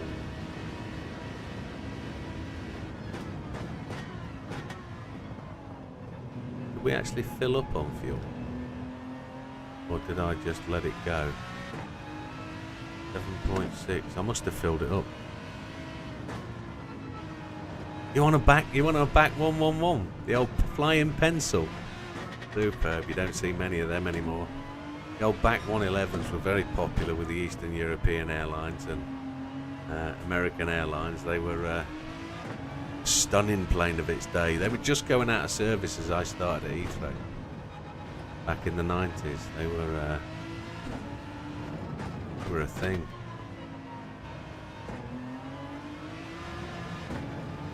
I used to enjoy my time at the airport. Rocket, yeah. I used to enjoy my time at the airport. It was good. That's where I got involved in flight simulators, because when we went down there originally, Jill was in security, the Mrs. Widdowmaker, was in security at the British Airways facility for the flight sims. So she used to meet and greet all the captains that came in for their flight training. And from there she went on to work in chauffeur parking for British Airways. But that's where she started, and that's where I got my first personal computer, because British Airways guys in the facility there were upgrading, and she just happened to say to one of the engineers, "What do you do with those PCs?" And he said, "I know what your next question is, just where I've got a question for you." And she said, "What's that?" He said, "Where's your car, and where's your car keys? Let me put one in the back of your car for you." So he didn't, he put two in the back of the car for her, and a scanner printer photocopier thing. It was huge. But she came home and said, "Jim, I've got something for you. I think you're going to like it." And it was like, "What?" He said, "Go and see my car." So I went downstairs, and the car was full of computer gear. And the next thing I know, I'm stripping PCs and pieces, and I'm building one computer out of the bits and pieces of the two that were put in the back of her car. And I came out with a computer that started this whole crazy thing off. It was able to play... what was the golf game? Before Tiger Woods series, it was a John Player. It was Gary Player's Golf. That's what it was. Gary Player's Golf is the first golf game I ever played, and that's what led me into the Tiger Woods series for EA, and then eventually going to work for EA Sports as a home game developer tester, where I used to design courses and stuff. So there is always a career and a future in playing games if you can find it. So I probably should be putting my time into the time trial, but it's only 16 minutes left. What we got left? 5 laps of fuel.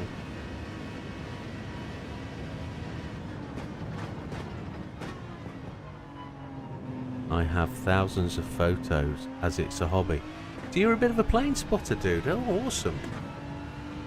Used to really enjoy it. When the same job at Heathrow, some of the truck driver guys were well into planes. I wasn't so much into planes, I just knew about them because of working with them. But one of the truck driver guys used to, he built in his house, he built a cockpit of a 737. So, as it was, the guy said to my missus, "If you want some parts, I'll put them in the back of your car. The less said the better," kind of thing. They're only going to a skip and get thrown away, so it's good you have them. He used to do that with the engineering guys, and he managed to get the entire cockpit, including electricals, internals, from British Airways spare parts that were scrapped. So he got a 737 cockpit, and he was the first guy I know that did like a charity round the world flight, and he's still going now. Really good guy. You spent many a day on the Queen's Building terraces. Queen's Building at Heathrow? Or Queen's Building at Manchester? Because there's a Queen's Building between Terminal 1 and Terminal 2 at Heathrow.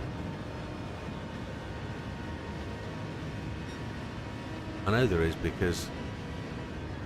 Yes, oh, happy days, yeah. Spent a lot of time there.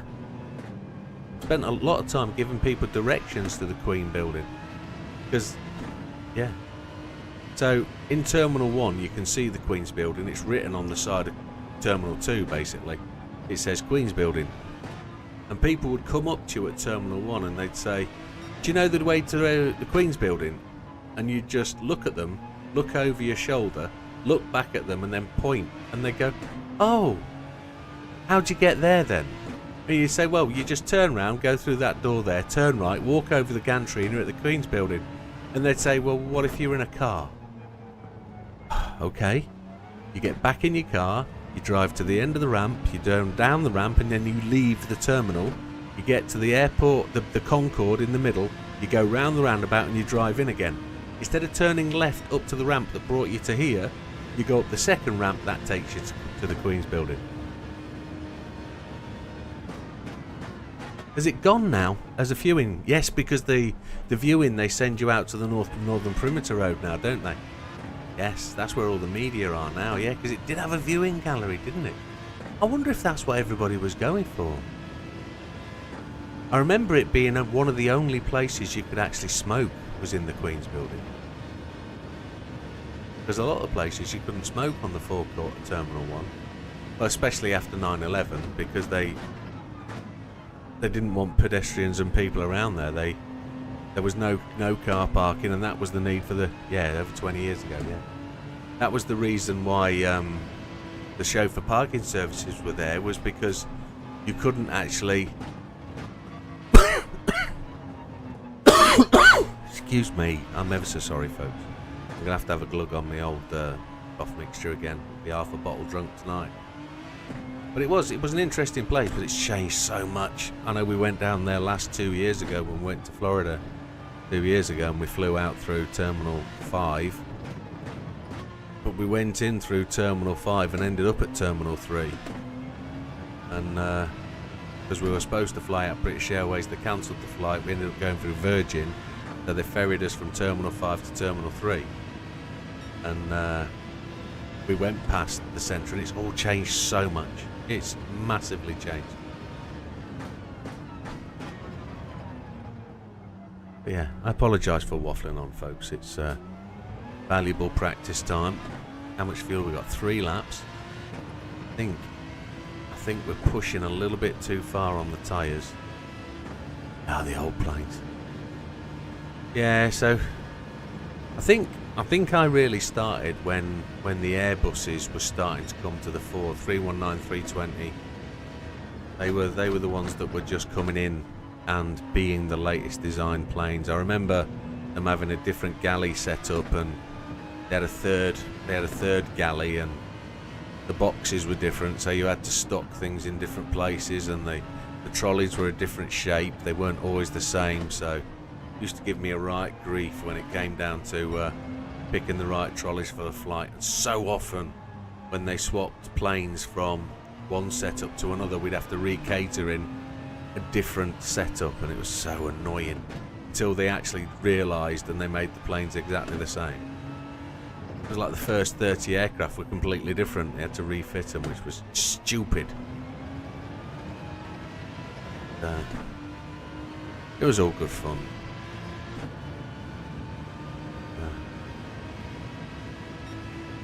I, of course, made some blunders down there, some real big mistakes. I had the pleasure of working on Queen's flight, so doing all the important stuff. So, unfortunately, Diana had died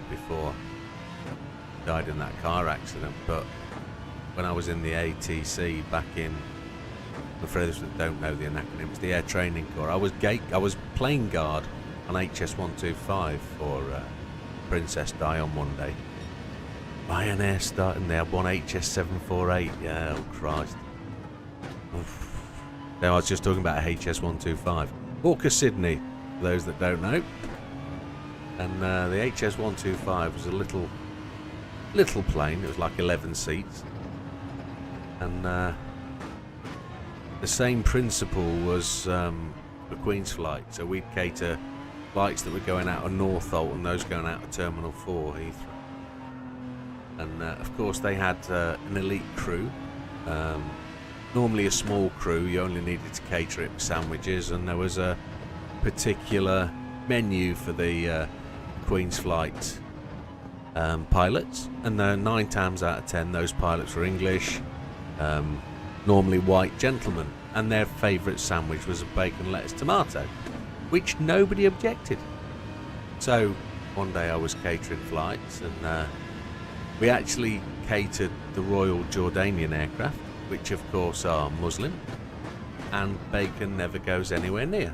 Not unless Jim's catering the flight, unless Widdowmaker's doing it. Because Jim sent a full crew of 6 for bacon sandwiches. And it got all the way to the airplane when Dave, the guy who was actually doing the catering, I was the guy back in the office, got there and rang me and said, Jim, could you cater the Royal Jordanian please? And I says, I've sent it. Well pleased myself, I found the only remaining bacon sandwiches. He said, Jim, Jordanian. It didn't mean a thing to me. I was away, I was doing my job. He said, Jordanian, Jim. Muslim. I went, uh-oh. Bacon sandwiches. Not going to go well, is it? He said, no, get your finger out. I'll be back. So I had to go and make 6 sets of sandwiches for the crew. And actually make them. I did some tracking shot of 3 tails lit up in dark. Thai, Saudi, Jordanian, yeah. I had some good times with those guys. Really funny. The worst... Oh, the tyre's gone, hasn't it? The worst planes to cater for me at Heathrow were Cyprus Airways. And I'll tell you why. I ruined that one. That was another mistake I made. I was flying Cyprus Airways to Cyprus on holiday just after my wedding. And it wasn't the honeymoon, it was just because we got free flights and we had the ability to, when we had a long weekend, which was 7 days, we could go on holiday as and when we wanted to. So I thought the best thing to do was we'll go first class Cyprus Airways to Cyprus for a week. Wouldn't you think that would be ace? Well, the answer's no. We jumped on the plane. We knew the guys that were catering it. I catered my own meals, which was steak with curry. Nobody else gets that choice. I marked them up as special meals, high fibre. And T-Stops 2015 Cyprus. Cyprus Airways, did they now? It's no surprise because they were shit. We got to the plane. I nodded to Dave, who'd catered the flight, and he said, special meals are in, Jim. What seats have you got? And I told him the seat numbers. He said, no problem, I'll swap them over and they'll be in the right seat numbers for you. And I said, well, I hope they're going to put me in first class. He says, they should do, I've had a word. They know you're on board, they're going to ask you for your ID. I said, good, I've got it. And nobody came to us for the first 15 minutes of the flight. It was like, they haven't even come and spoke to us. They've just walked past and not said out. They've checked seatbelts, etc. They've done the announcements, but they've not come and asked us about special meals, etc. The next thing I could smell steak and curry, and it was proper. It stunk the plane out. And then 45 minutes into the flight, we did the first sort of sandwich service, 4-hour flight. So it was like a snack service, and then an hour and a half in, it was the meal. And they came with the meal and handed over what was a normal meal. And I said, I'm ever so sorry, I've actually got special meals. I've got a high fibre diet. And they said, it's you, isn't it? You're the one that stunk the plane, made it smell of curry. We've put your meals at the back of the plane, I'll go and get them. And it was like, on a second, I'm supposed to be being upgraded to first class and treated like royalty. No, because Cypriot Airlines, they're a bit snotty. Didn't like the idea of somebody having a completely different meal that absolutely stunk the plane out. Chips, curry and steak. But, okay. I didn't do that again. But normally you got treated a bit like royalty as one of the caterers. Not on this occasion. I kind of blew that. The Pepsi Concorde, the one that was painted Pepsi. Yeah, it wasn't very popular, that. It was a bit of a marketing gimmick, wasn't it? It changed the flight dynamics of the plane, if I remember correctly. I've seen photographs of it, and before my time, it was before I worked on it. I say worked on it, I never flew on it, I did the ground catering. So I supplied everything for the plane and went to the plane but never went on. Right, well I think we've worked out half and half BA, half Singapore. Yeah, that was it. So 14 laps is too many.